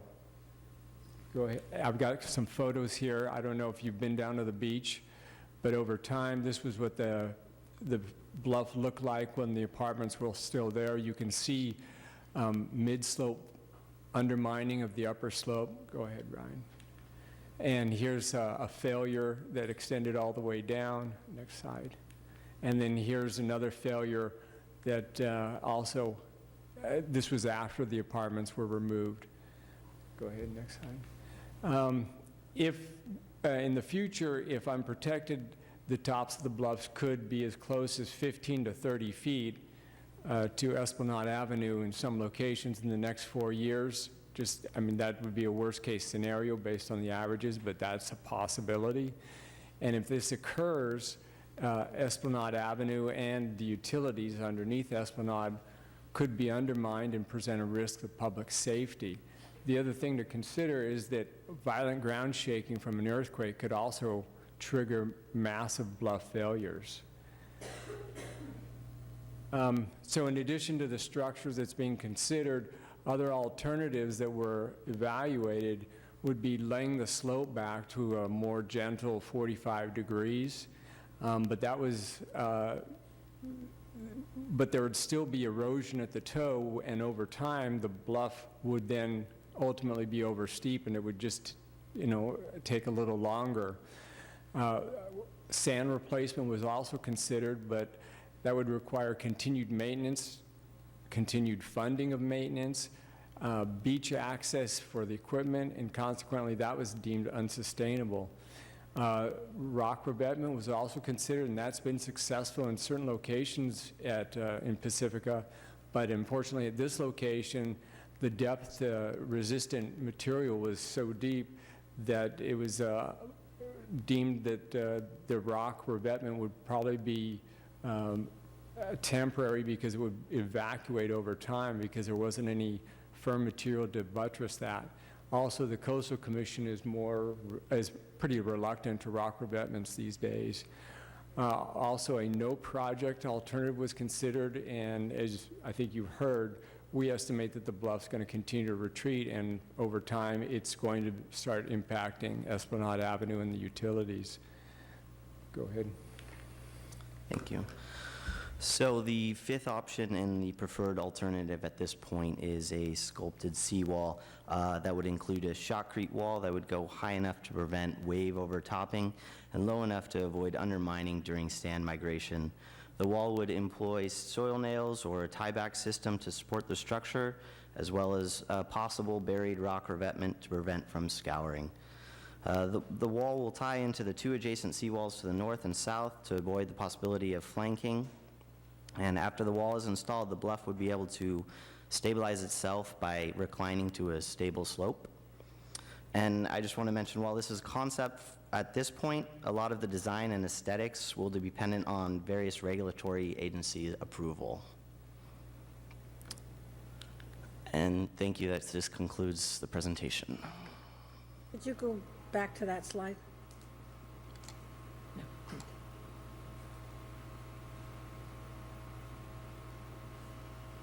Okay. At this point, I think we'll hear from Millard Tong. Millard Tong will have 10 minutes, and then following that, we'll have public comment.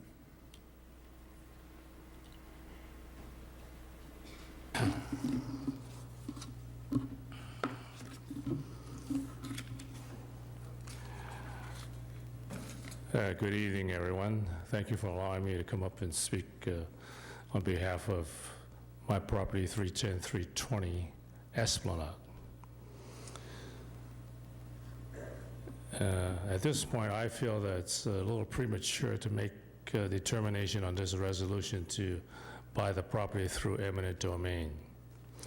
I've submitted a package to each one of the council members and the mayor, 8 items that I want you to take a good look at it. In this resolution,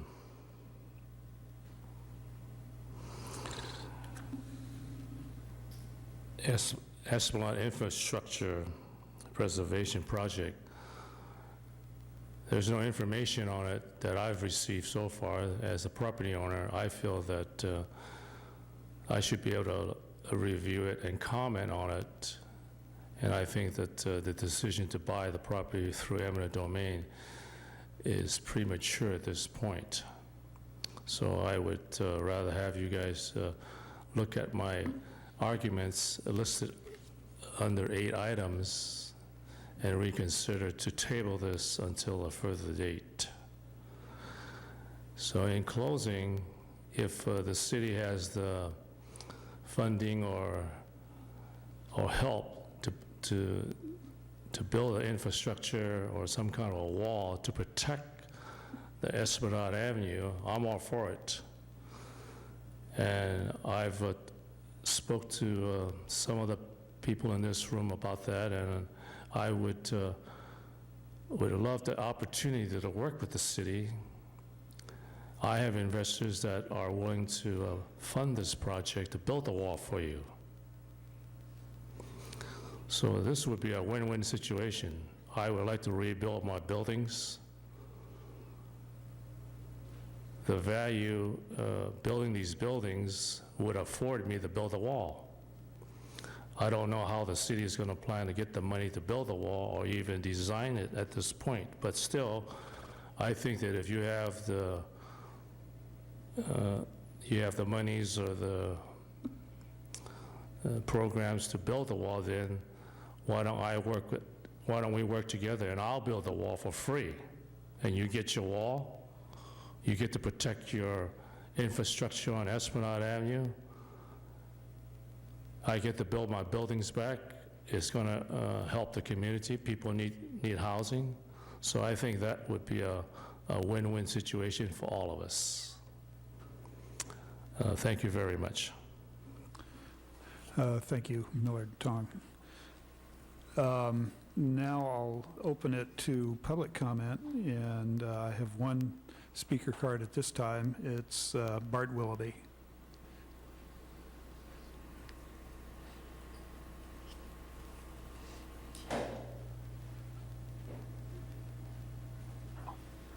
That's the next one. Good evening. I'd like you to consider tabling this matter and review of the document that was provided by Mr. Marquez in this packet. It does not fully explain all the liabilities that the city is going to assume once it takes on this property. He indicates that there's 6,000 tons of rock that 5,000 tons of it has washed away, which is completely not accurate. There's over 10,000 tons of rock, and it doesn't wash away. It's still there. The rock that you see in the photos that I sent you, that rock is sitting on top of the 10,000 tons that are there. Now, here's the other problem. The problem is that there are several coastal violations for each of those property. Not only 310, not only 320, but also 330. There's 4,000 tons at 330, there's a wall at 330, and there's still a wall portion at 320. It hasn't fallen to the ocean as indicated in that document. That document is a figmentation of somebody's imagination. So what you need to do is you need to really seriously think about this, because the Coastal Commission, the only thing they're going to force you to do is to remove the rock.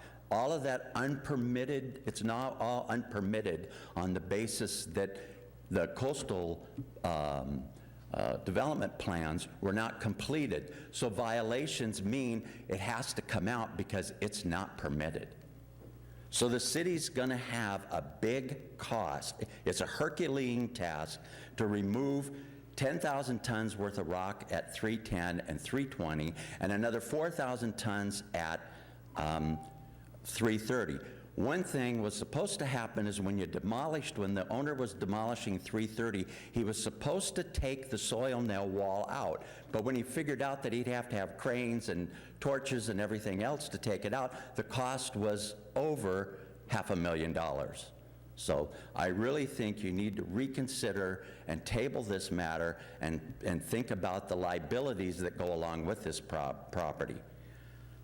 And you need to talk to the Coastal Commission about this, because you need to figure out what your costs are. You might have $5 million, but $2.5 million will go to take all that unpermitted development off the property.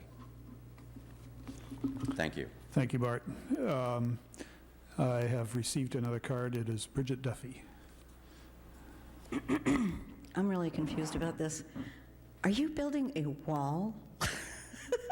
I mean, this is getting crazy, this wall thing, isn't it? Okay, what about, we're being accused of being horrible people for being for managed retreat. As long as we're going to take the hit for being such animals, why aren't we doing managed retreat here? I hope it's not for the infrastructure on Esplanade. I've been told by people who work for the city that our infrastructure is so old, it's crumbling. We built a $20 million shithole because our infrastructure is crumbling. What is it going to take for us to decide to replace our infrastructure? It's a new world. It's 2018. Almost everything is digital. Some people are getting off the pipe altogether. Some people think that flushing our waste in fresh drinking water is ridiculous and that we should rethink it. I mean, we're in a great position here to rethink how we want our city to look. And instead, we're going to build a wall to try to keep that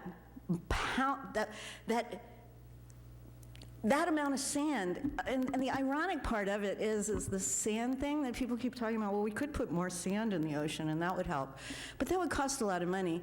Well, during the course of my investigations, going to your sea level rise things, which are very good and helpful, thank you for putting them on, I met scientists and experts from around the world that say our sand that is in that hills is the best sand on earth, that people in Saudi Arabia even actually, if they want to build a concrete building, they want to get sand from the San Francisco Bay area. That sand, if you just let the ocean erode it down onto the shore, it's going to create more sand on the shore. It's a brilliant scheme Mother Nature has to protect people who are living inland. How about not building on the coast? Is this such a crazy concept? We have a sea level rise issue. Yes, nobody knows what's going to happen. Anything can happen. The entire Arctic is planning on melting. We don't know how that's going to affect us. How about we just don't build on the coast anymore? How about we decide to live a little inland as human beings? Is that so much to ask? Really? With aging infrastructure, of houses that are like 60 years old. Come on. Thank you, Bridget. And that's the last card I have for the public speakers. Now I think we will hear from the city attorney. Thank you, Mr. Mayor and council members.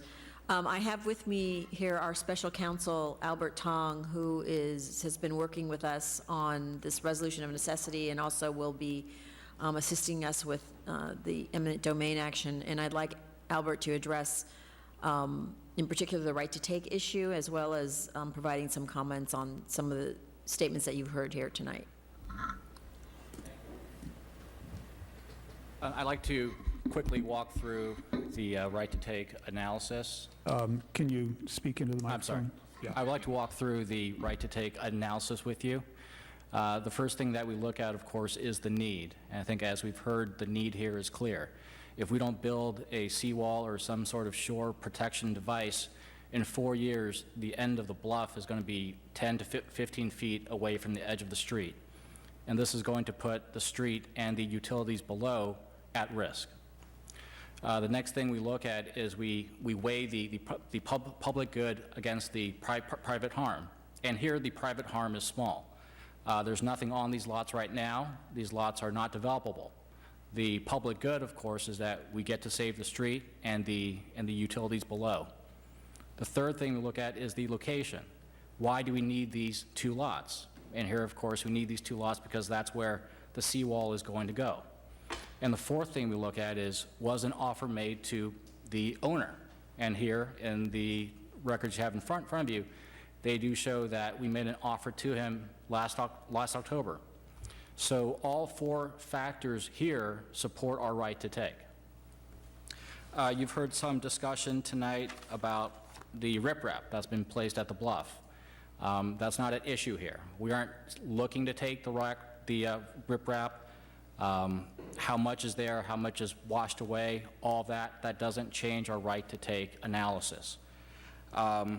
you've heard about this win-win proposal. We've talked to the owner about his plans. He has shared his plans with us. Those plans are unrealistic. And the last thing that was discussed was all these Coastal Act claims, and whether they are true, whether they exist, or whether they aren't, that doesn't change our right to take analysis. So again, all 4 prongs support our right to take here. Thank you. Do I have any comments from council? Question? Sue Degree, question. In real short form, approximately how many years have we been discussing this with this owner? I think we're on year 3, maybe, year 2. Discussing acquiring his lots or the whole history with Mr. Tong? Right. Well, the history with Mr. Tong goes back at least 2 or 3 years. We had to condemn the 2 apartments that were on the 2 lots. We had to bring 2 code enforcement actions against him to try to get him to tear down the 2 apartments that were there. We had to ask for the court's help in that regard. But in terms of acquiring these lots, we made an offer to him last October. Thank you. Anybody else? Mike?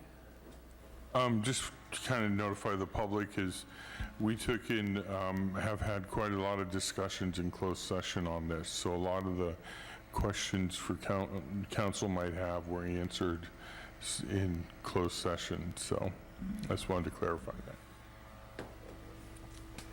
And if I could add to that, so closed session is necessary because it is a land use issue, and by law, am I correct in that? We have to keep things. It's a potential litigation issue. So we're not trying to be secretive. Okay. Are we ready for a motion? Sure, I'll make a motion. Okay. Open the hearing on the resolution, take testimony, okay. Consideration of adopting resolution of necessity authorizing the acquisition of 310 and 320 Esplanade by eminent domain for the 310, 330 Esplanade Infrastructure Preservation Project. Proposed action, open the hearing on the resolution, take testimony, close the hearing, and adopt the resolution next in order. Michelle, do I need to read the APN number? No, that's fine. Do I have a second? Second. Okay, I'll second. Okay. Please vote. And that passes 5-0.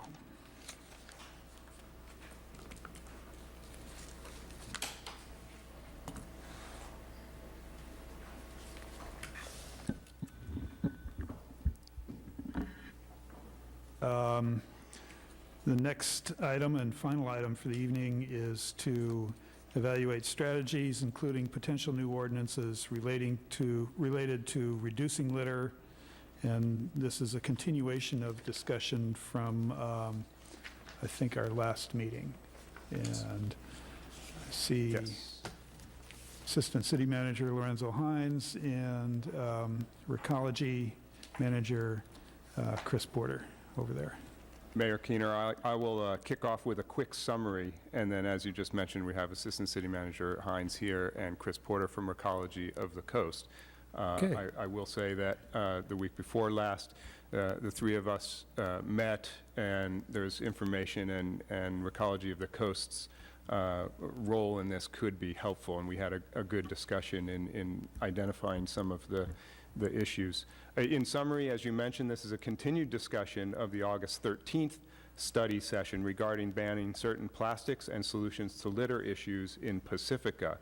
Specifically, and for the staff report, the attachment is the identical report from the 13th, but the cover memo just identifies 2 specific objectives for this.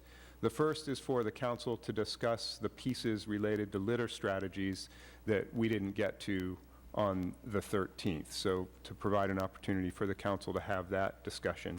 The second objective is one of clarification. From the discussion on the 13th, what became apparent is that our current ordinances address bans on plastics to an extent, and we went off to research that, and before we spend more city attorney office time and staff time on developing a potential ordinance ban, we wanted to ask the question of the council, have you discuss it, to be specific about what plastic single-use products we do want to look at or alternatives to develop, and specifically whether cup lids or plastic cups are being discussed for a ban. And I know that the Malibu ordinance was cited as an example, and in researching that, we saw that addresses straws, stirs, and cutlery.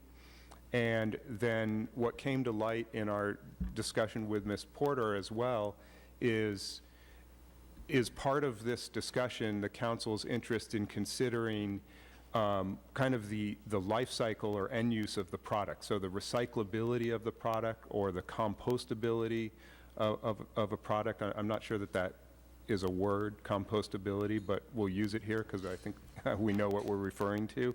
And what comes to light there is there's a lot of confusing sort of plastic or substitute products for cutlery or cups, and plastic drink cups are recyclable in your recycling cart. Bioplastic cups are recyclable, but not, you can't put those in your composting cart. But we did clarify with Recology of the Coast, and again, Ms. Porter can correct anything that I do get inaccurately, anything that says compostable on it can be included in your composting bin. So kind of clarification here would be important. I actually don't think that's entirely correct, but I'll let Chris address that. Yeah, I think in our conversation, we clarified some kind of new information regarding that.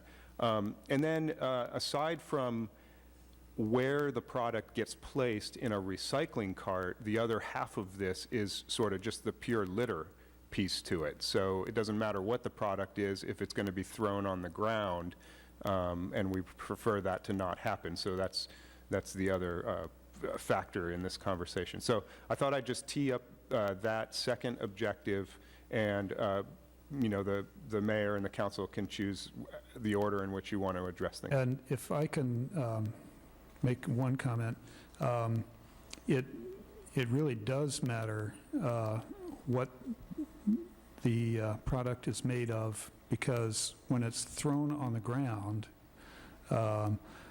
the products that are compostable will eventually break down, whereas the ones that are meant to be recycled, that are plastic or bioplastic, and I've looked into this quite a bit, will persist on the ground, get washed into the creeks, into the ocean, et cetera. And so there is a real distinction between those two, and it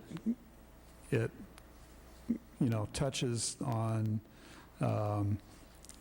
the other aspect of this, the littering aspect, and whether we think we can solve that or not.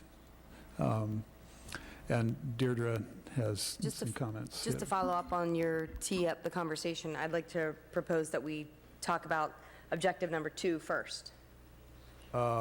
Which is the... Which is the plastic stuff. Okay. And can I jump right in here then? Or is there anything else that, Lorenzo, you have to say? Nothing further to add at this time, unless Do you have any comments, Chris, on the... May I introduce, this is Chris Porter. She is the General Manager of Recology of the Coast, and all-knowing, all-seeing when it comes to these matters. Helper of Lorenzo. Good evening. Thank you, Mr. Mayor. After discussion with the city manager and the assistant city manager, I had some deep discussions with our composting people. And because of, as we all know, the national sword has hit in the recycling area, so it's my aim right now to get as much material moved out of the recycling bin that can be composted into the composting bin. Yeah. You should give just a little bit more background about what the National Sword is and so on for the audience. About 18 months ago, the Chinese government made the decision to be very particular about the materials that they recycle. And they are looking for a very, very low contamination rate in the bales of materials that are brought to China for recycling. So materials that we used to be paid, you know, anywhere from $30 to $50 a ton, now are getting to the point that we are going to have to start paying to remove the recycling from the waste stream. And Recology, as a corporate structure, has made the decision to not landfill any type of recycling material. That's just the way our company rolls, and most other companies are already landfilling recycling materials. So I was trying to think ahead, and how are we going to solve this problem in Pacifica? What's the best use for our citizens? Because our material is very clean. It's very clean because people in this town care about the materials that they put in the recycling bin. But also, I have very good workers that review the materials before they dump it in the back of the truck. So people that get those orange tags on their can that say incorrect material and they're upset, well, in the long run, you're saving money for everyone in this town by putting the correct material in the can. So we talked about, I had a meeting with my managers about compostable utensils. We had, Kevin had a fork that said compostable on it. So I said, you know, why aren't we taking these? Well, as it happened, they had just reviewed the techniques that they were using in the composting site in Gilroy, and it has evolved to such a space that we now will be able to take those types of materials. So if it says compostable on the cup or on the utensil, we will be able to take that, and our brochure that we are compiling right now that we always send out at the end of the year will have all these updates on it, as well as our website will. Does that include compostable bags? Yes. Great. Yes, definitely in the green waste. But not biodegradable. Now, there's a difference. You've got to really look at it. If it's biodegradable, it cannot go in the composting. Any type of cup that says biodegradable or compostable / bioplastic, that cannot go in the composting. It can only go in the recycling. So you know, I was reading the comments from the last meeting, and Councilman Martin made a very educated comment that everything starts from the home. You have to purchase the correct materials. You have to teach your children the correct way to sort things. And until we make it a point that when we go to the supermarket and say, listen, you keep this clamshell, I'm going to take these cookies, but just put it in a bag. but you keep this and you figure out what to do with it. Or that I don't want all this plastic on the outside of my six-pack of water. And until we start doing these types of things and it gets back to the manufacturer, nothing's going to happen. Because they're doing things, the other end is doing things the cheapest way possible for them. So anyway, we will be able to make that change to our program, and it's exciting for me, and it's a good financial move for the big picture of the ratepayers in town. Thank you. Deirdre? Yep. Yeah. Great, thanks, Chris. I appreciate that, and I appreciate all the discussion and hard work. So I just kind of want to refocus a little bit in terms of what we talked about last time. It was very wide-reaching, and also had the opportunity to do a little research, talk with a lot of people, zero waste specialists, and do a lot of that other sort of research. So one of the things that was talked about was plastic cups. So I'd like to completely take that off the table. As a matter of fact, there's nobody that's banning plastic cups right now, except France is looking into it. That's sort of the latest news that I have. I would say paper cups are encouraged. I think Taco Bell is probably going to be a leader in this city in terms of paper cups. So I think we should celebrate the leaders as much as we can. So that's just kind of my proposal for council, that we take plastic cup ban and plastic lid ban off the table. But what I would recommend is that, and I absolutely believe that the end life for these products is the eventual goal, but we have to start somewhere. And so I think the ban is the first place we start, and then we talk about the next step. I think we're doing the research ahead of time, so we know what we're getting into. So I'd like to suggest that we just almost emulate the Malibu ban altogether. We don't really have any bioplastics or compostables that we really need to deal with, but I think we should stipulate that in an ordinance to say that the ban is actually on plastics and bioplastics, and then we have a recommended use, flow of use. So it would be on beverage straws, those little plastic straws, which most people are using wood anyway. It would be, stirrers, and then it would be straws. A lot of leaders in the city already in terms of paper straws. We've got Nix, we've got Pacific Java doing paper straws. I'm sure there's more. Cutlery, so we would ban plastic cutlery.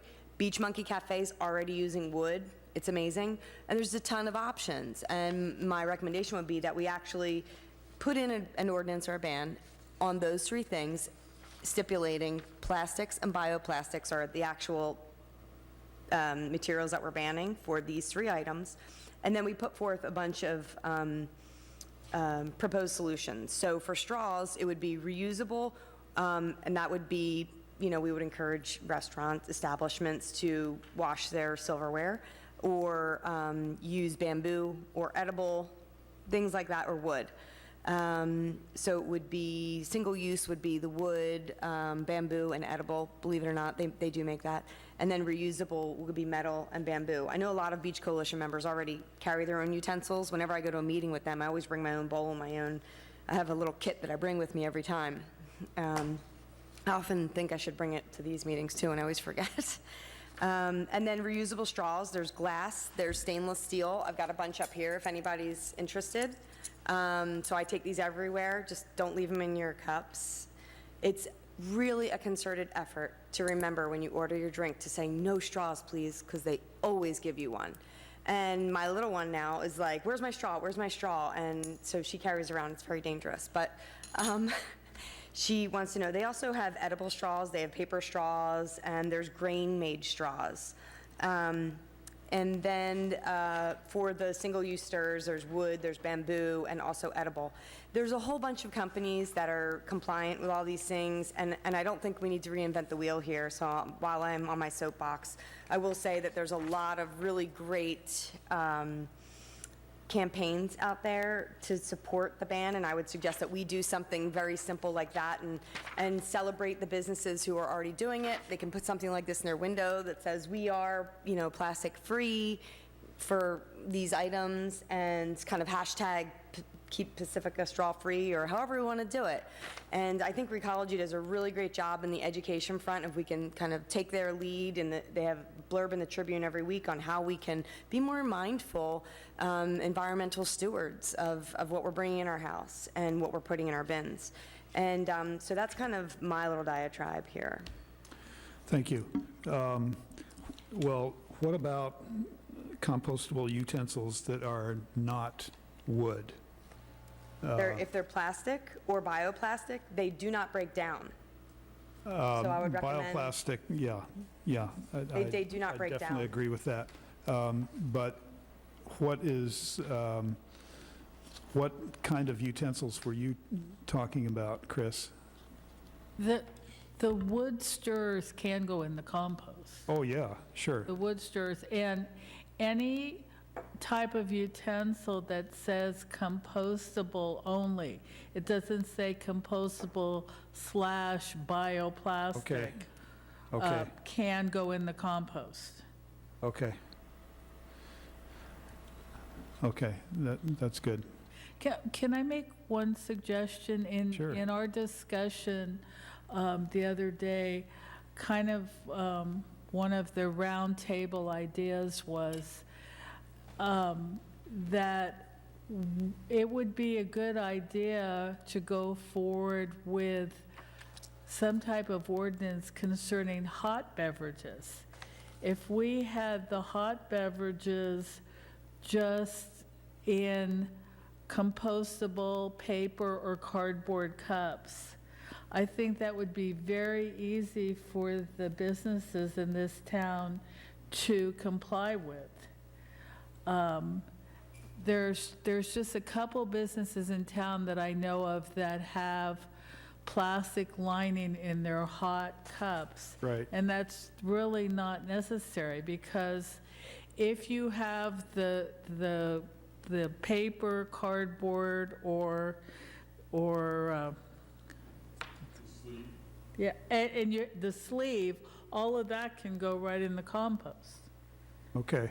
So, I mean, that was just the thought that we kind of ran up the flagpole the other day, because also I put on my Chamber of Commerce hat also, and I try to think about costs. That's another thing, why people don't want to do X, Y, and Z, because of the cost. But something like that would not be very costly. In fact, I think it might be less costly than having the cup that was lined with plastic. So just a thought for council as you're moving forward. Thank you. So now we have straws, stirrers, cutlery, and as long as they say they're compostable, but don't say anything about bioplastics Or biodegradable. or biodegradable. And we would also have, for hot beverages, we would have them in paper cups, compostable cups. Paper, not- cardboard, or compostable. Yes, okay. I mean, that's just something for you all to think of. All right. Mike O'Neill. This is kind of like inflammable and flammable, right? You know, the plastic lids.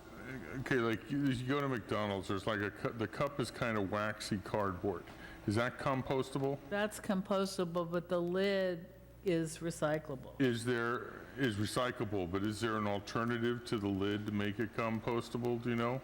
I really don't know that. I'm sure there must be. Or the lid for like the hot beverages you mentioned? I don't recall ever seeing anything. Yeah, I'm sure there is, but again, it goes back to the cost. You know, it's... Right.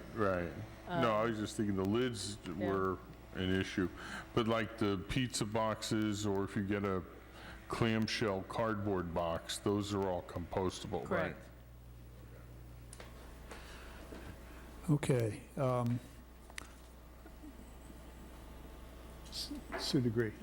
So regarding costs, so it sounds like the businesses would be able to adjust. This is not actually the first time this has come up, so they've been making some adjustments. So cost-wise, our local businesses are okay. Our businesses in this town are really fantastic. A new business opens, Soul Grind, they will have minimal garbage. They compost everything. Everything they have in their store is compostable, as well as their coffee grinds and everything else. So I see that the businesses opening in this town are starting to move towards that way. And even a business like Nick's, a long-established business, went to the paper straws immediately, and you do not get a straw there unless you ask. And Nick's also is composting nearly everything he possibly can. They were the first business in this town that did composting. Okay, let's Mayor Keener, if I could ask just a clarifying question, and I may be kind of the only one confused on this, but I just want to make it as clear as possible. So when we were meeting, I had a fork, and the only thing it said on it was compostable. But it felt like plastic, and it sort of looked like plastic, but it only said compostable. And so is that a bioplastic that's mislabeled? Are we talking about that being banned, or is that allowed? That's what I was trying to get to the bottom of, and Chris? I was told by my management people that if it says compostable, if that's the only thing it says on it, then it is compostable. Can I also add something to that?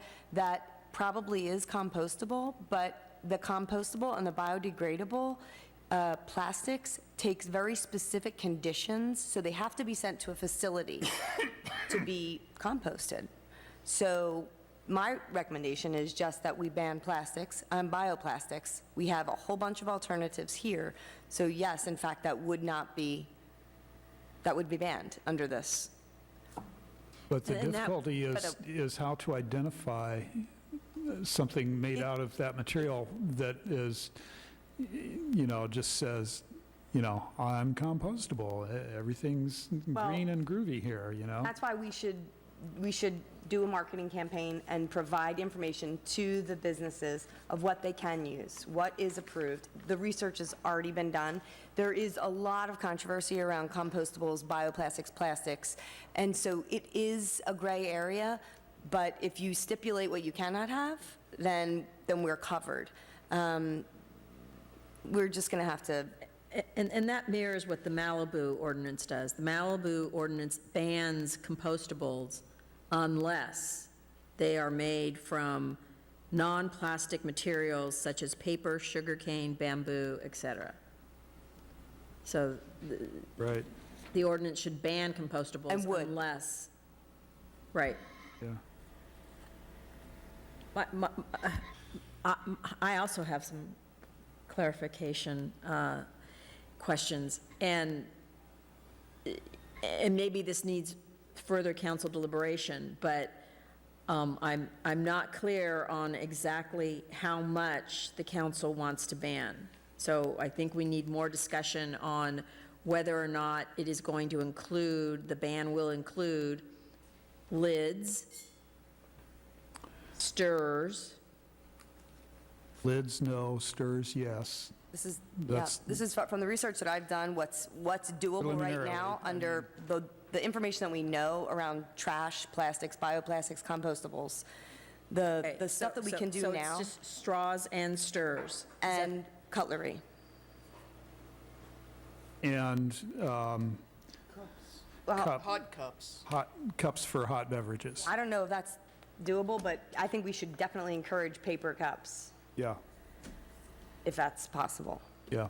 Well, there's a difference. We certainly, we certainly could have language in the ordinance that encourages use of paper cups without banning plastic cups, or you could encourage paper cups and ban plastic cups, for lack of a better word, for hot beverages. Yeah. Yeah, and I think that would be preferable, given what Chris has told us tonight. And that would not be too difficult to do, I don't think. Well, I think we're talking about the plastic-lined cups. Yeah, those are the ones we want to ban. Not the plastic cups per se, not the drink cups. They're just the paper cups that are lined with plastic inside. Those cannot be compostable. And But we're then talking about... Wouldn't you be banning plastic cups, period, then, for hot beverages? Why, this is a tricky situation. We should just I mean, encourage it. It's, Yeah. it is, So I'm just trying to think of what kind of hot beverage would come in a plastic cup. Well, Most they of come them- plastic lined, paper outside, plastic. Yeah, well, the plastic lined cups, Chocolate, coffee, yeah, tea. well, yeah, sure. But those are precisely the ones that Chris is saying, you can substitute paper that isn't plastic lined, and you'll be fine. So I think we should encourage that, but then so if, you're getting to a tricky situation because you're saying cups, if you want to say just hot cups, people can put cold things in hot cups. Then you're getting into cups, plastic cups in general, plastic cups that, 7-Eleven uses or whatever. So that's a ballgame we're not ready to talk about yet, I think. and that is going to, that I would imagine might be hard to enforce. I think,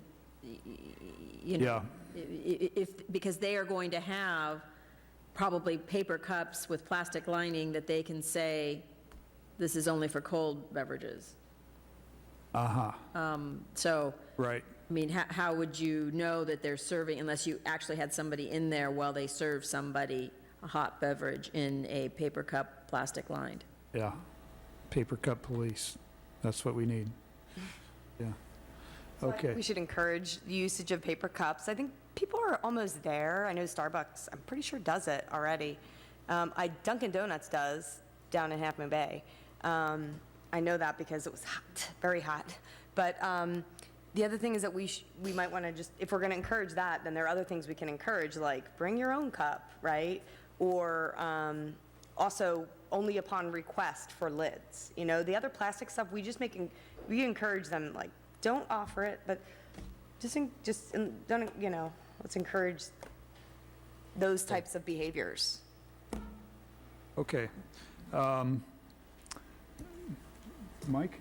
I was just going to suggest would it be within the realm of the ordinance that, how there's like all those Prop 65 warnings everywhere, that if behind the cashier we require a sign that says covers for cups and straws only given upon request or something? Okay. Yeah. Yeah. That's a reasonable idea. Yeah. And if behind every cash register or serving area, I don't know, whichever. The only thing with that is you're encouraging somebody to ask for it. If it's not there, you just deal without it. That's the only- Oh, it's a thought. Okay. I have 4 speaker cards, and so I'd like to hear from the public right now. And first up is Bridget Duffy, followed by Tiger Jazz Big Stick, followed by Cynthia Knowles. Hi again. I love garbage. I was so sorry I had to miss the last discussion on garbage. Garbage is my thing. I would like to be czar of garbage. Please vote for me for czar of garbage. I just read a book.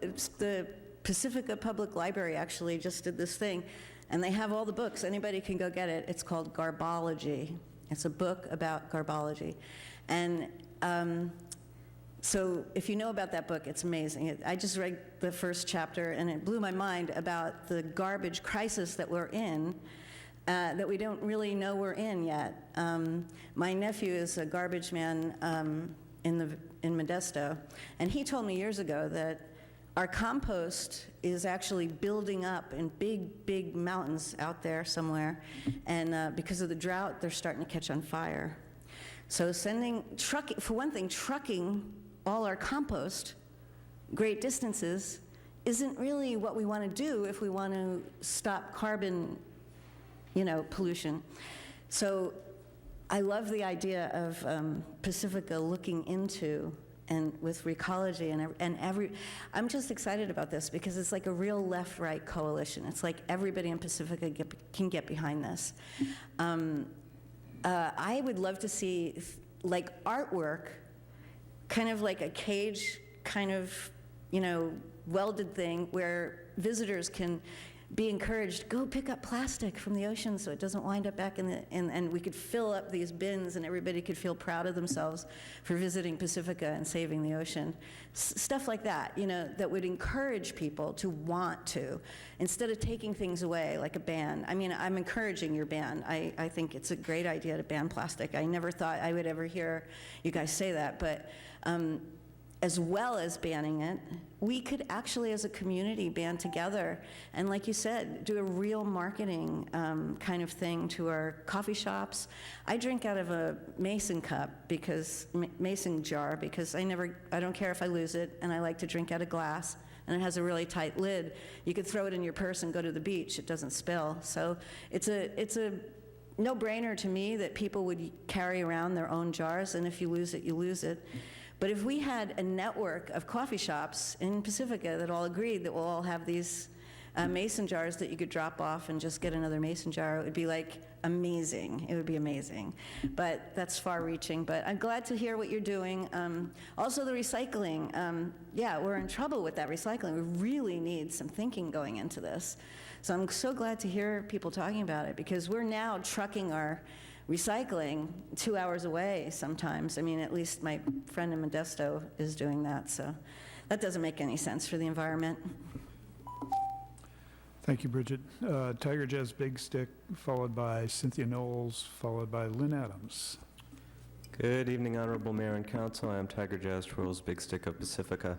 Before coming to the meeting tonight, I picked up a reusable cup at Starbucks. It's got a tiger on it, so I immediately zeroed in. After last month's meeting, it occurred to me I was buying a tea every day at Starbucks, and probably for a year or two, and I wasn't bringing my own cup, and immediately started feeling like a hypocrite. So I invested. Now this is my third cup. I have a nice stainless steel one I've been using, and I think I'm going to throw this into the rotation too. So I got that on the way to tonight's meeting. Thank you for having this conversation. I believe it to be an important one. I wanted to bring up that SB 100 passed in the California Senate, or no, it was signed into law by Governor Jerry Brown. SB 100, the idea is to make all of our electricity green by 2045. I wrote a note because that was inarticulate. Renewable electricity by 2045. So that just happened today, yay us. To my mind, petroleum and its byproducts, which means plastic and its byproducts, all of which leach into the air and soil and water supply, to me is equitable with cancer. To me, plastic means cancer, so having this conversation to me is important because I'm tired of watching friends, loved ones, and loved ones of friends dying of cancer. Compostable everything as much as possible. When I hear Deirdre Martin say that cups and lids right now are a little bit over our view, I trust what she is telling me, so okay. And within that context, maybe in a year or 3, it would be a good idea specifically to bring cups and lids back to discuss. Maybe there's a way to incentivize tax-wise for people to utilize paper for their hot beverages. Maybe that's ambitious, but let's bring it back if right now is not the time. Otherwise, though, everything that can be compostable, please. And after that, I remember from the last discussion that it went here to the utensils, and I thought that we were going to be doing more about litter in general at some point, and maybe that'll be part 2 of the study session, which happens later. So just on that because I'm unsure about that, I just wanted to say, and I walk to work most days. As I'm walking down Lindemar, the mile and a half maybe, the little shopping areas, there's the Adobe shopping area and then the Lindemar shopping area, that's where I find garbage cans. And especially if I'm eating something along the way to work, which sometimes I do, I have my breakfast as I go, it would be nice to have a place to deposit, with the paper towel or whatever, which otherwise I have to wait up to a mile. Thank you. Thank you, Tiger. Cynthia Knowles, followed by Lynn Adams. Good evening, everyone. It's a pleasure to speak before you. I'm thoroughly encouraged and delighted to hear all of the dialogue and thought put into more upstream control of litter, banning single-use plastics. But first of all, I guess, really what we need to do is to reduce consumption, encourage manufacturers to reduce packaging, and then at our level, ban single-use plastics, and also ask businesses, as we're discussing, to, just not offer straws and all of the cups. And I find those coffee stirrers are really just a nuisance. You use them for about a second, and that's really just a nuisance. But so normally I'm addressing the environment and from a preventive, upstream point of view, but I am going to talk about downstream, and that's when I'm a member of the Beach Coalition, and so many members pick up trash on a weekly basis. We clean up our streets. We also service the beautiful cigarette butt containers that we've placed around the city, but they're filling with trash. And if you'd like to see the photographs I have of the cigarette butt containers filled with trash, I'm happy to show you. And they're beautiful buckets, but I keep coming across them filled with trash. And so if we could have a management plan with businesses, and we recognize that businesses already give back in a huge way. They really do a lot for the community, but if we could have a management plan for shopping centers. Now, I mean, Lindemar seems to have a decent plan. They have receptacles. I don't see a lot of litter as opposed to where I live in the back of the valley by, say, the Park Mall. And I run into the people that one of the owners of some of the businesses has hired to pick up trash off the ground. I just don't want it to get on the ground in the first place. It will make its way through wind or water into the ocean. And so from a downstream perspective, downstream so far that you're almost in the water, in the ocean, that it'd be great if we had a management plan with businesses to service waste at their businesses for people patronizing the businesses. So there are not enough trash receptacles in shopping centers, except for a few that do a really good job, and Lindemar we mentioned. So 17 seconds, great. But we could also have very colorful receptacles, just like the ones we've painted for the cigarette butts. And also I would encourage in businesses to offer composting and composting for, is that it? Composting for people who patronize their businesses as well, because we walk out with a cup, but we may not be able to compost it right there. Thank you. Thank you, Cynthia. Lynn Adams. This is a great discussion, and it is actually really easy. Banning straws, stirs, and cutlery is mindless. It's simple. It's going to make a difference because it's going to raise awareness. And plastic straws, stirs, and cutlery.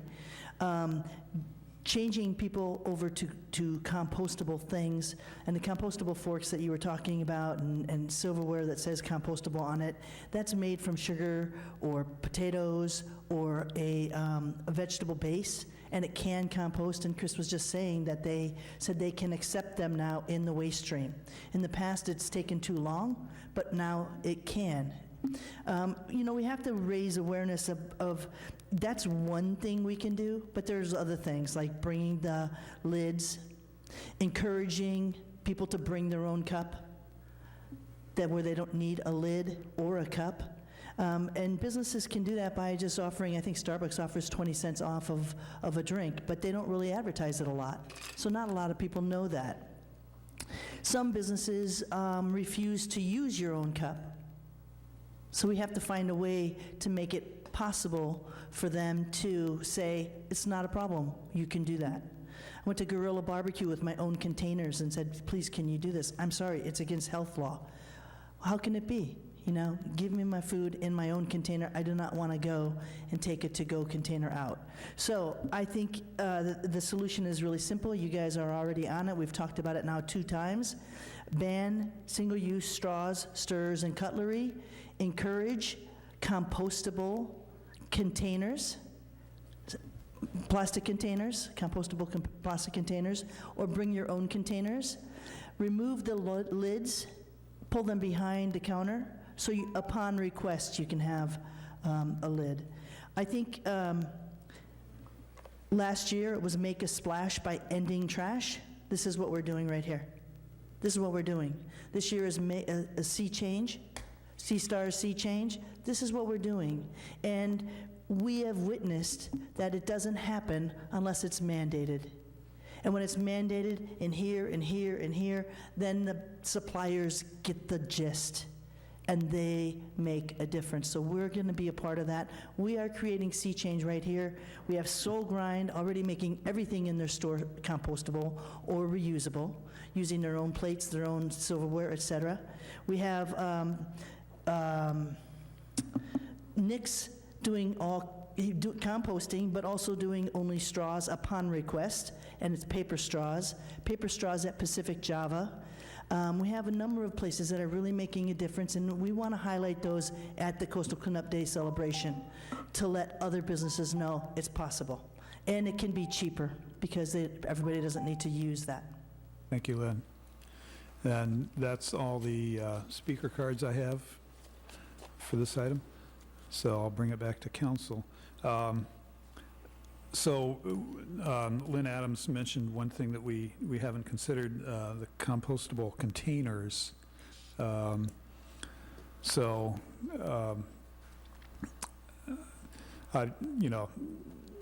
know that there are things that are obviously compostable, like they're made out of egg carton-like material, those type of containers.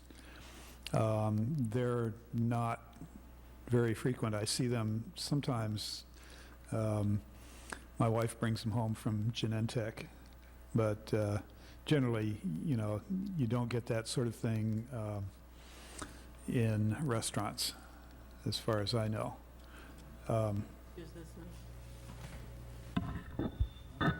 Nick's uses the cardboard containers.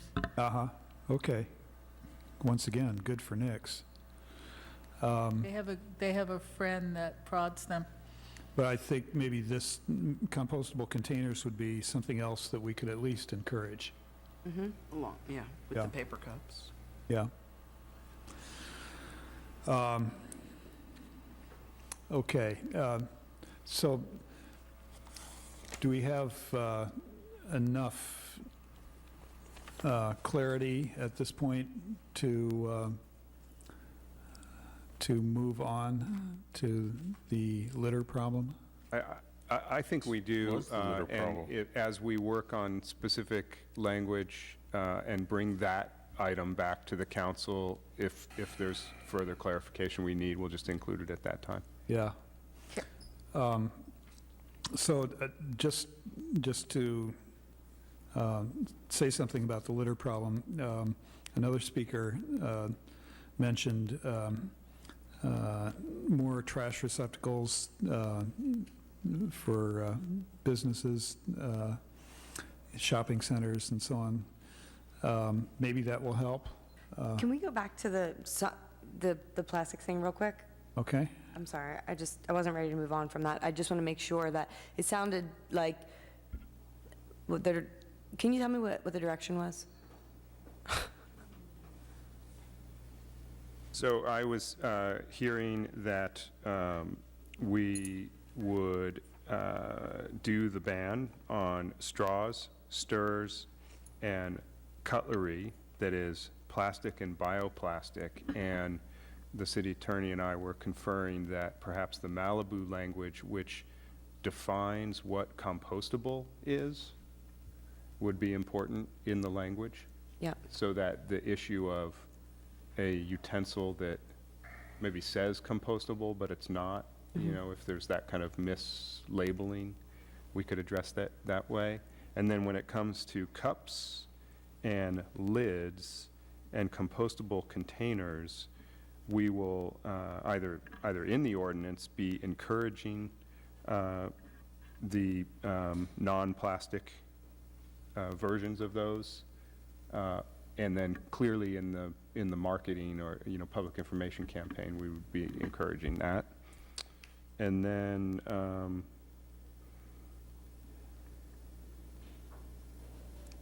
there was a comment made about signage at businesses for cups or lids upon request. So we can figure out alternatives for that, whether that's something that's in the ordinance or how that occurs.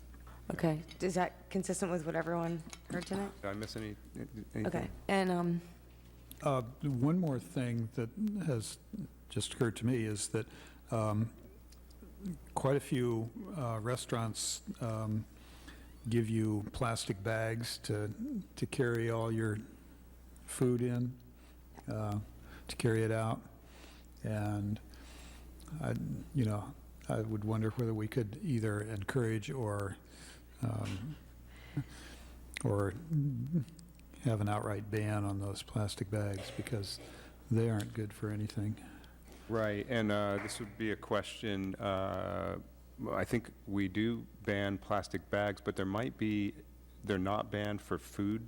Yeah, Right. The county ordinance specifically says places that serve food can use plastic bags. Right.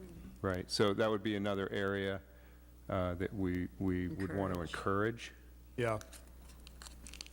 yeah, and we can put that in our marketing materials as well. That sounds good to me. So is the next step that you're going to come back with a proposed ordinance? Right. Okay. And we'll see how it dovetails with whatever direction the council gives regarding the larger litter issues, but this might be a standalone, ordinance consideration, but. Okay, thanks. Yeah. Sue DeGree. Just want to make a comment. So I want to thank Recology for being there already able to process things. And so everything we've said follows what you're capable of doing, correct? Great, thank you. Okay. Now back to the litter issue, and I put this off last time because I thought chances of us actually writing an ordinance that would accomplish something were slimmer than the ban on some types of plasticware. So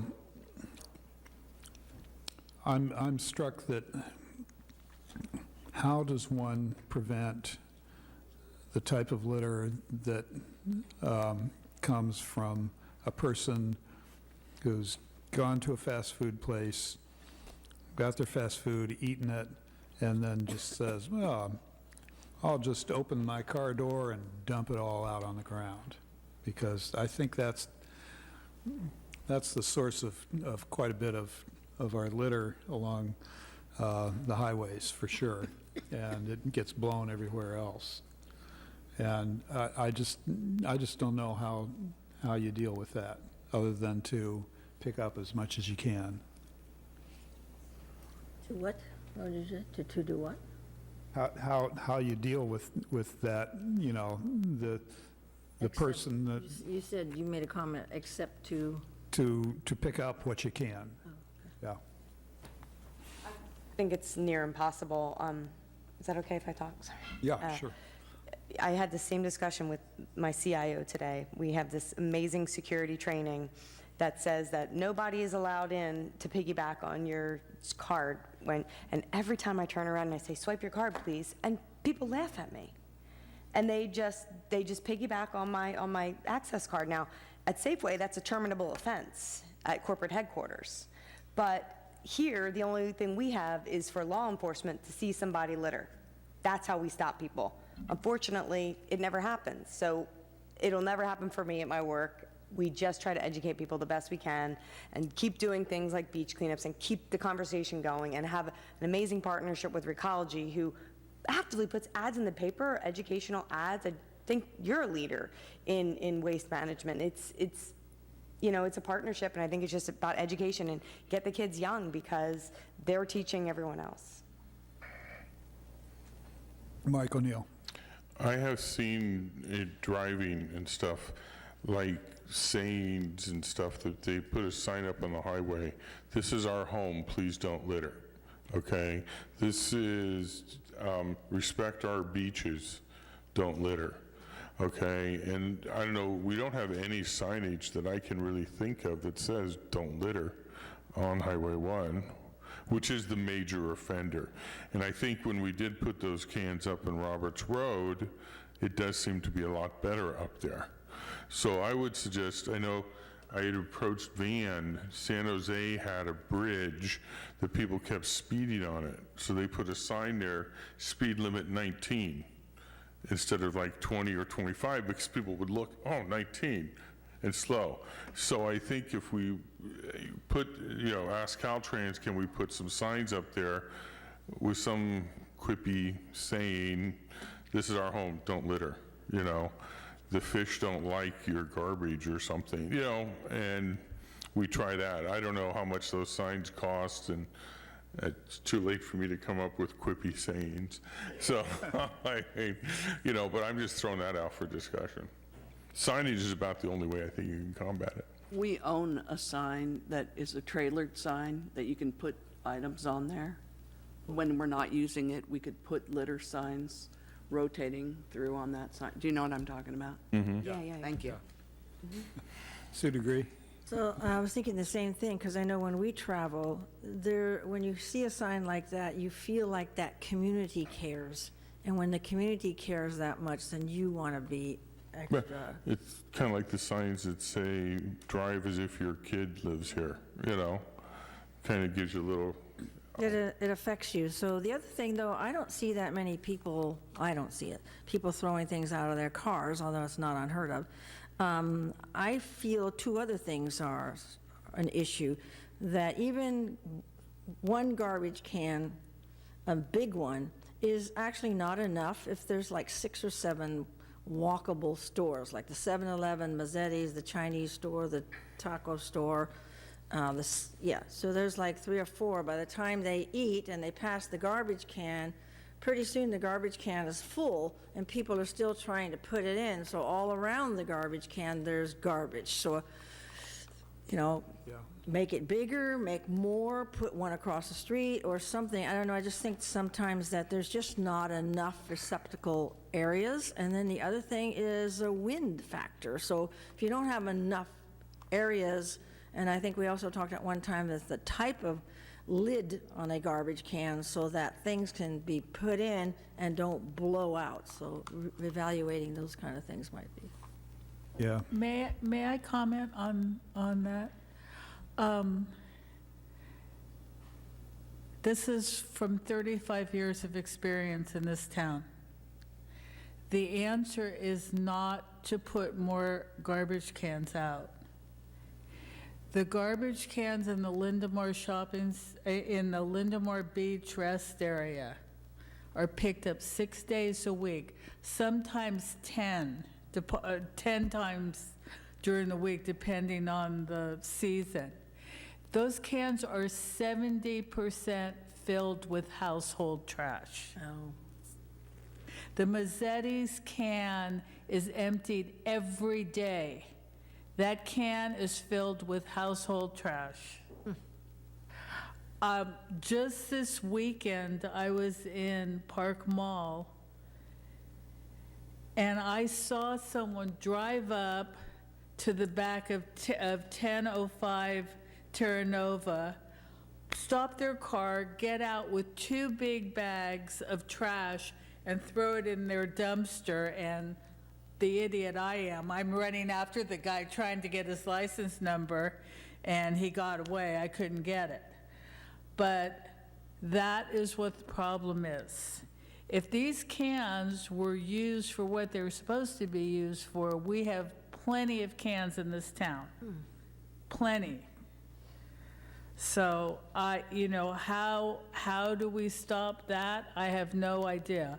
My guys ripped the bags open for us to get the names of the addresses of the people on there, and we charged them for extra bags if I'm giving away my secret now, but if they have It's late, mail, nobody's listening.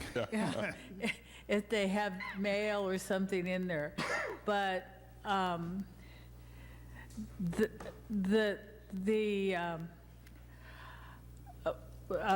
had spoken with Councilperson Martin about a project that we wanted to do on the beach that with signs that I said Recology would pay for the signs that said pack in, pack out.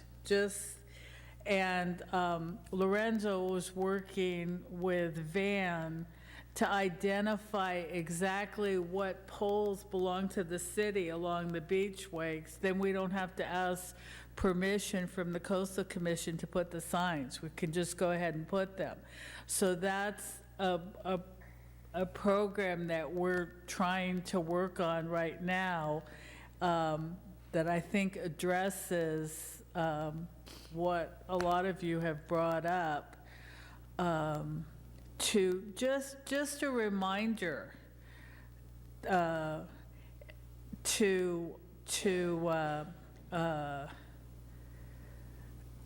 think a little bit. If you can get the stuff to the beach, if you come in with your stuff to go have your picnic or whatever, you should be able to get it out. And it's just a thought process. And I mean, how do we stop people from dumping in the cans? And those cans on Roberts Road have stuff in them too. We've checked that. So it's in my business, it's very, very frustrating to try to figure out an answer to this. Yeah, and it seems to me that, I have no doubt that you're seeing a lot of household trash in these trash cans. But like at Taco Bell or 7-Eleven or whatever, I think also sometimes the trash cans just don't get emptied off enough.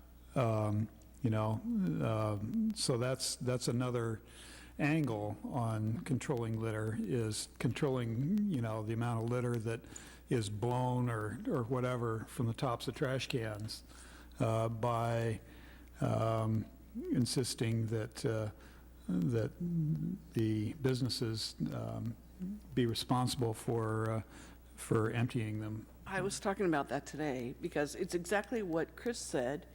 We could walk past the garbage can, it will be totally empty because somebody just emptied it, and you go back by there an hour later and the stuff is coming out of the top because someone brought all their household trash there. You could empty that can every half an hour and it would still get full. So I don't think that you can make people do that either. Because those stores, they don't know who's dumping their trash, and they're in their parking lot, they walk over and just put it in their can. Why do I have to pay for garbage? I can let 7-Eleven take it, or I can let the Rockaway can take it, whatever. Yeah. I don't know. And it's the same with the cigarette containers. We have a cigarette container that's 30 feet from a garbage can. I mean, can't people walk across the street from the cigarette can to the garbage can to put their stuff in? Someone every day leaves dog poop in there. I mean, really. So people, I don't know about the education, but I think we need to keep talking and keep talking and keep talking, because I don't know any other way to get around it. Yeah. I agree. I think we just need to keep the discussion alive. I don't necessarily agree that trash cans are not the solution. I think they're, I always have an example. There's a woman at my work that I see like every Monday pull up her car. I work with this woman. She's a very nice and respectable woman. And she brings her home trash and throws it in the trash can in the parking lot at work. It is bizarre to me, and I have meetings with this woman, and she's normal, but she probably just doesn't pay for her trash at home because she's doing it at work. And those are the same people. She might throw it out the window on the side of the highway if she didn't have our office to do it. Who knows? I see it all the time on Highway 35 on my way in. People throw right out the window on Highway 35 if you've seen there near Fort Spunston. The other example is that I was down in Half Moon Bay this weekend, and the library is beautiful. And I'm trying to get my daughter to finish all of her food before we go in because we didn't want to go in with all of our trash. And we're walking around and we couldn't find a trash can. And I thought, well, that's a bummer. And I said, but it's awfully clean around here. I don't know how long that'll last because it's brand new and it looks beautiful and everybody's in awe. And I'm looking in the windows, you know, can I find, and they had 3 cans in there, recycled, landfill, and compostable, which was great. But I had to walk in and bring all my stuff in, and nobody else is going to do that if they're not going to the library. So the moral of the story is a trash can would have been helpful if I was just a passerby. So I think the trash cans at Roberts Road have been amazing. I know that there's stuff in there, but there's always going to be. I think that in the summertime, we should probably beef up our trash cans. Just like we have to probably beef up on staff on hot sunny days. Rockaway needs a trash can at that turnaround, needs a trash can at that lookout right there, absolutely. So we can talk about this till we're blue in the faces, but until we actually give staff a direction. The other thing that I do want to mention is this like sort of litter management program for businesses. I know that when somebody applies for a business permit, they probably agree to some sort of litter abatement, but and I have to admit I haven't done the research on what our permitting and our business license application says. I would love to see some sort of a litter abatement program that they have to sign on to, and I think that's something that we could actively work on and implement and enforce with ordinance control, just doing, you know, random pop-ins. And then I'd also like to ask if we're going to open this up because it's sort of a second sub-item to anyone in the public. I don't have any more speaker cards, so. Okay. We were told we couldn't put them in. I don't know, it was just kind of it was a sub-question. I mean, it was a sub-bullet point, so. Yeah, it was addressed by some folks. Like, one of them mentioned the trash receptacles in businesses, and Mike O'Neill. I know, it's part of our ordinance. Would we want to consider most of the fast food places, if you eat in, you have a tray, right? And there's one big compartment that you just throw everything in. What if there was one thing with pictures of compost and recycle? Because if you go to like Taco Bell, McDonald's, or whatever, everything's thrown in one trash can. That's one. And 2, I know the dump over in South City, they charge you like an extra 20 or 25 bucks if you go there and you don't have a tarp on your pickup truck. I have seen a lot of pickup trucks going up Highway 1 where you see something blow off. We have a lot of contractors, and maybe, I mean, I'm not trying to be the sign guy, but, you know, maybe a sign that says, you know, do you need a tarp or something, you know, on Highway 1. I've just thrown it out for discussion. I mean, I have no problem with signs. I think it's great. I just don't think they're as effective as, you know, something else. Any other? There's an ordinance right now that I've been using quite a lot lately that says every business and every resident must subscribe and pay for garbage service. Maybe that ordinance could be altered a tiny bit to add some sort of litter abatement, because it's already on the books.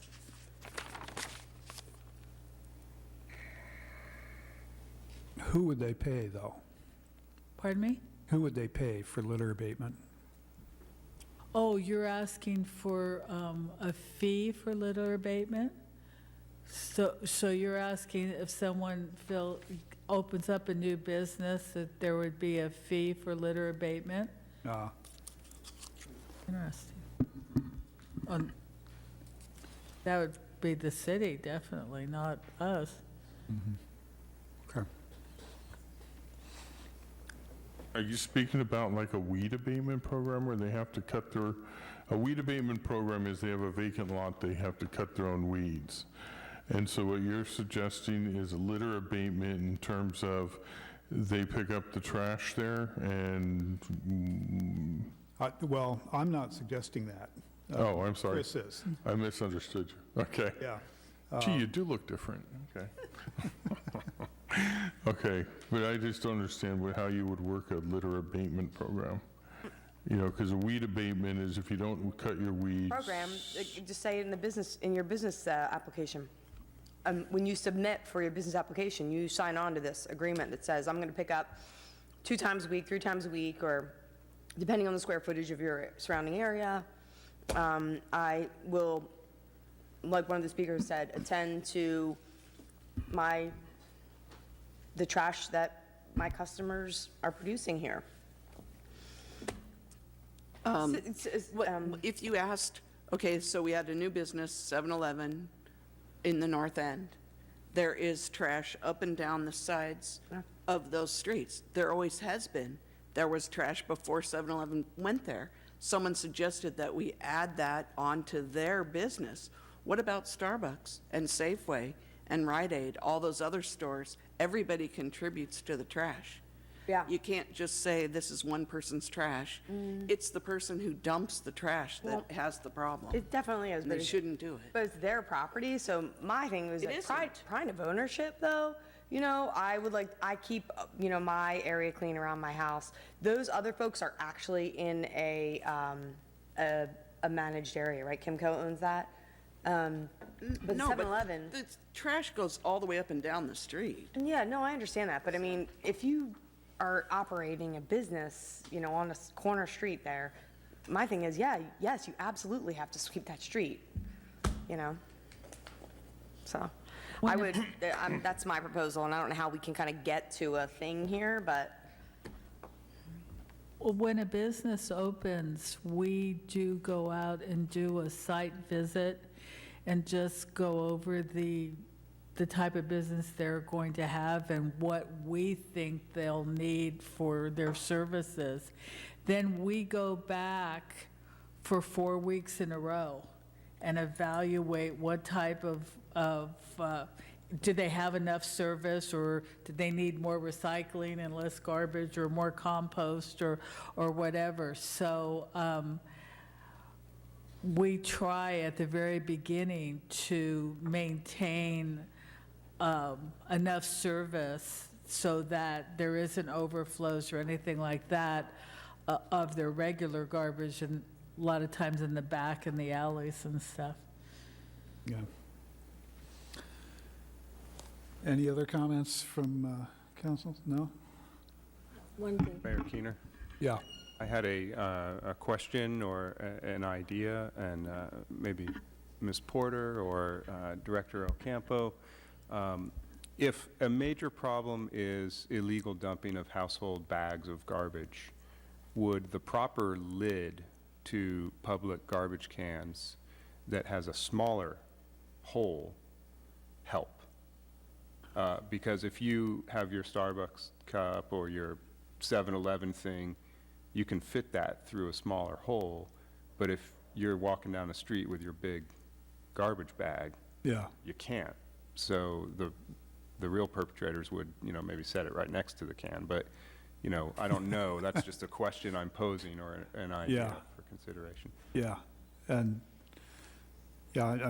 we've all seen trash cans like that. And especially, I think, recycling cans where they're just trying to get you to drop in your plastic bottles and aluminum cans and stuff, so, yeah. Those seem to work, right? The smaller ones for the recycling? I don't know. Pardon? Birds pull them.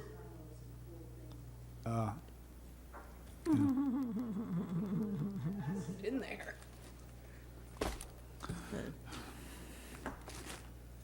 So I did want to make sure, so where are we with signs that say, this is our, we love our city, welcome, whatever? Please, please pick up after yourself, carry it out, or whatever. I think we have to Yes. talk to Caltrans about that. So, Van?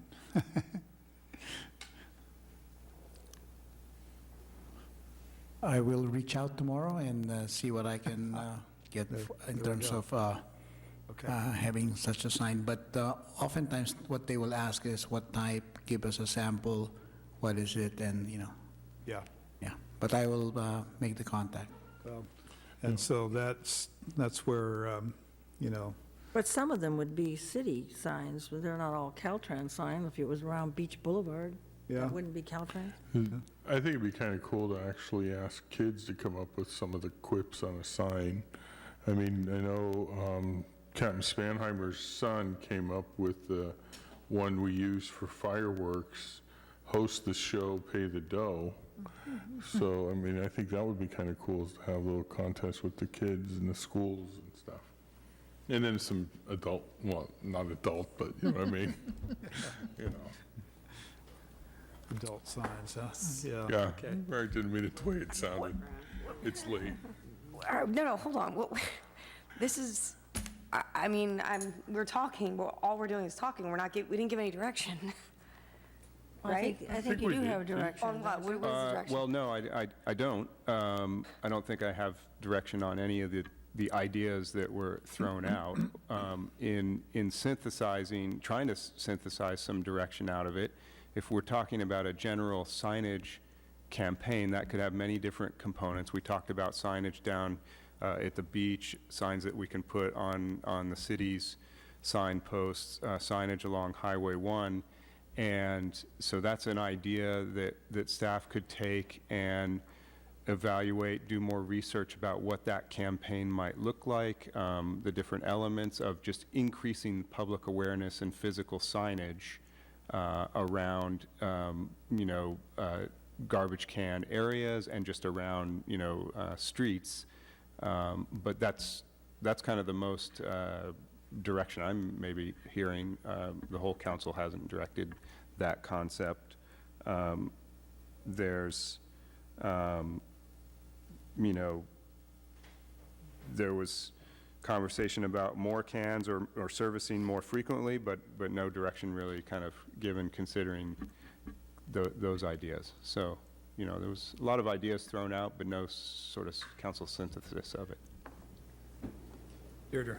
So if we want to synthesize something, I would make a proposal to, for maybe staff to study problem areas, and especially in like what we call like summer months, so September, October, sometimes March, maybe we put more cans out at popular areas.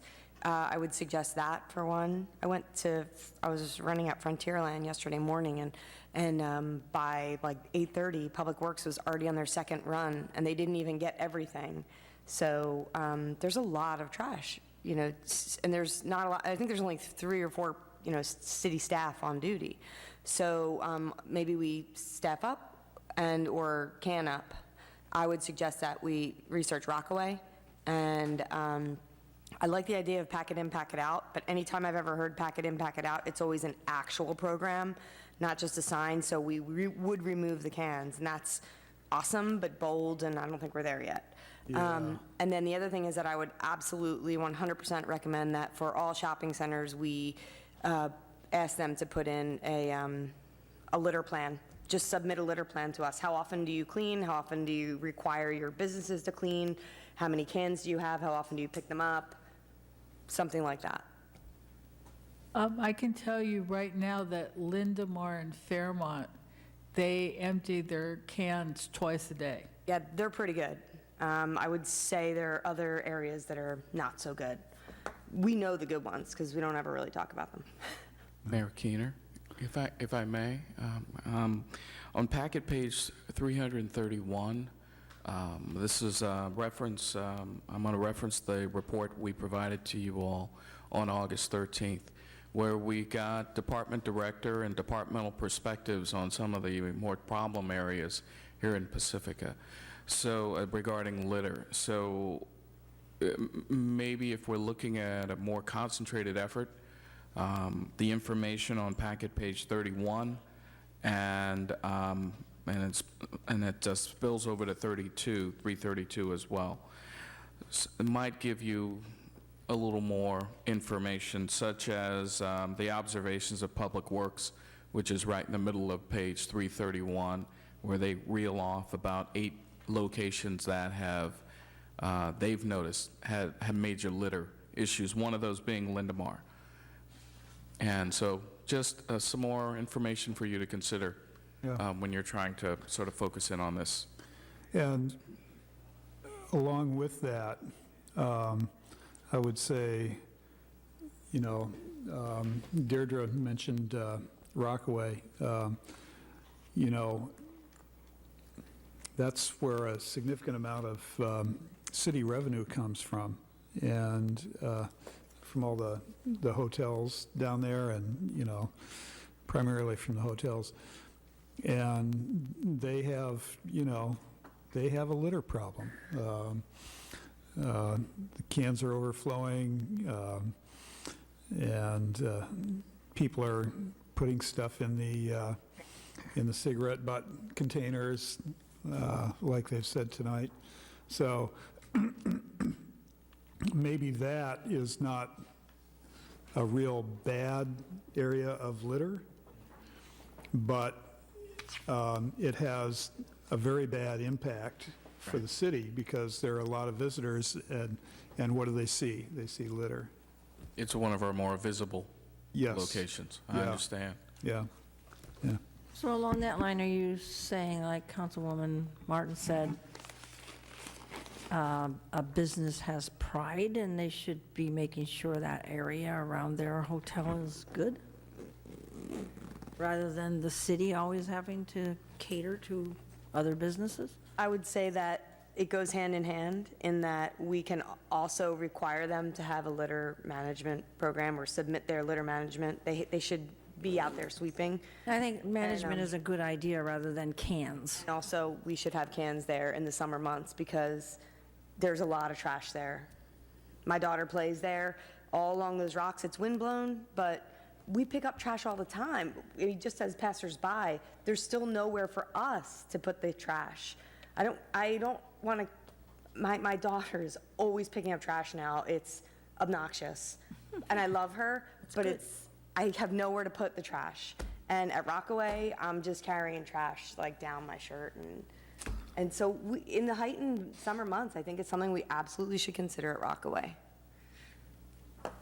I think a packet in, packet out sign would be great, sort of closer down towards where Lindemar starts to go up, the path starts to go up, because it's off the beaten path and people tend to pack it in, pack it out there, but it's like sort of where they're not supposed to go in the trails and stuff. The Boy Scouts have a motto of leave no trace. That's great. No, so. So do we synthesize anything for you, city manager? Well, so, yes, that was actually productive. I'm hearing some different ideas that perhaps the next step would be for staff to brainstorm and research more details about these. Go back to, still heard the things about signage, whether it's packet in, packet out campaign or other signage. So what are the problem areas? Where would signage help? Potentially, we don't know where it would actually help, but, potentially. And, maybe we're designing some experiments to see, evaluating the cost of that.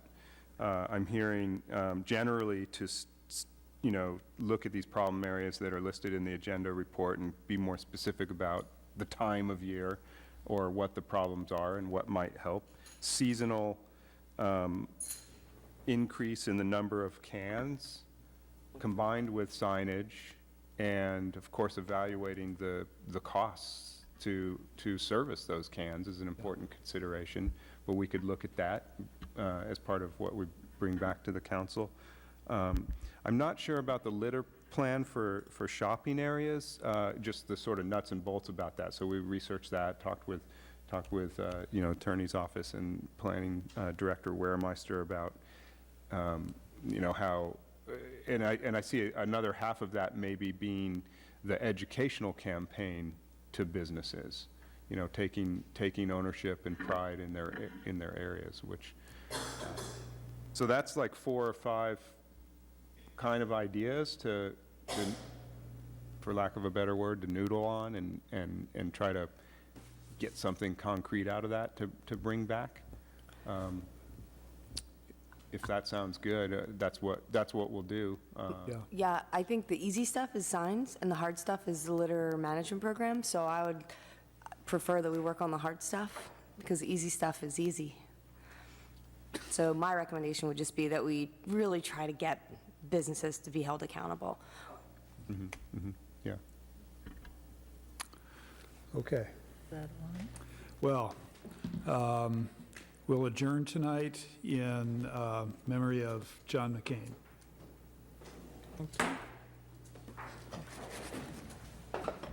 John McCain? Oh, in memory. Probably somebody else. Thank you. I know you guys already have it. John, so the presentation that Ryan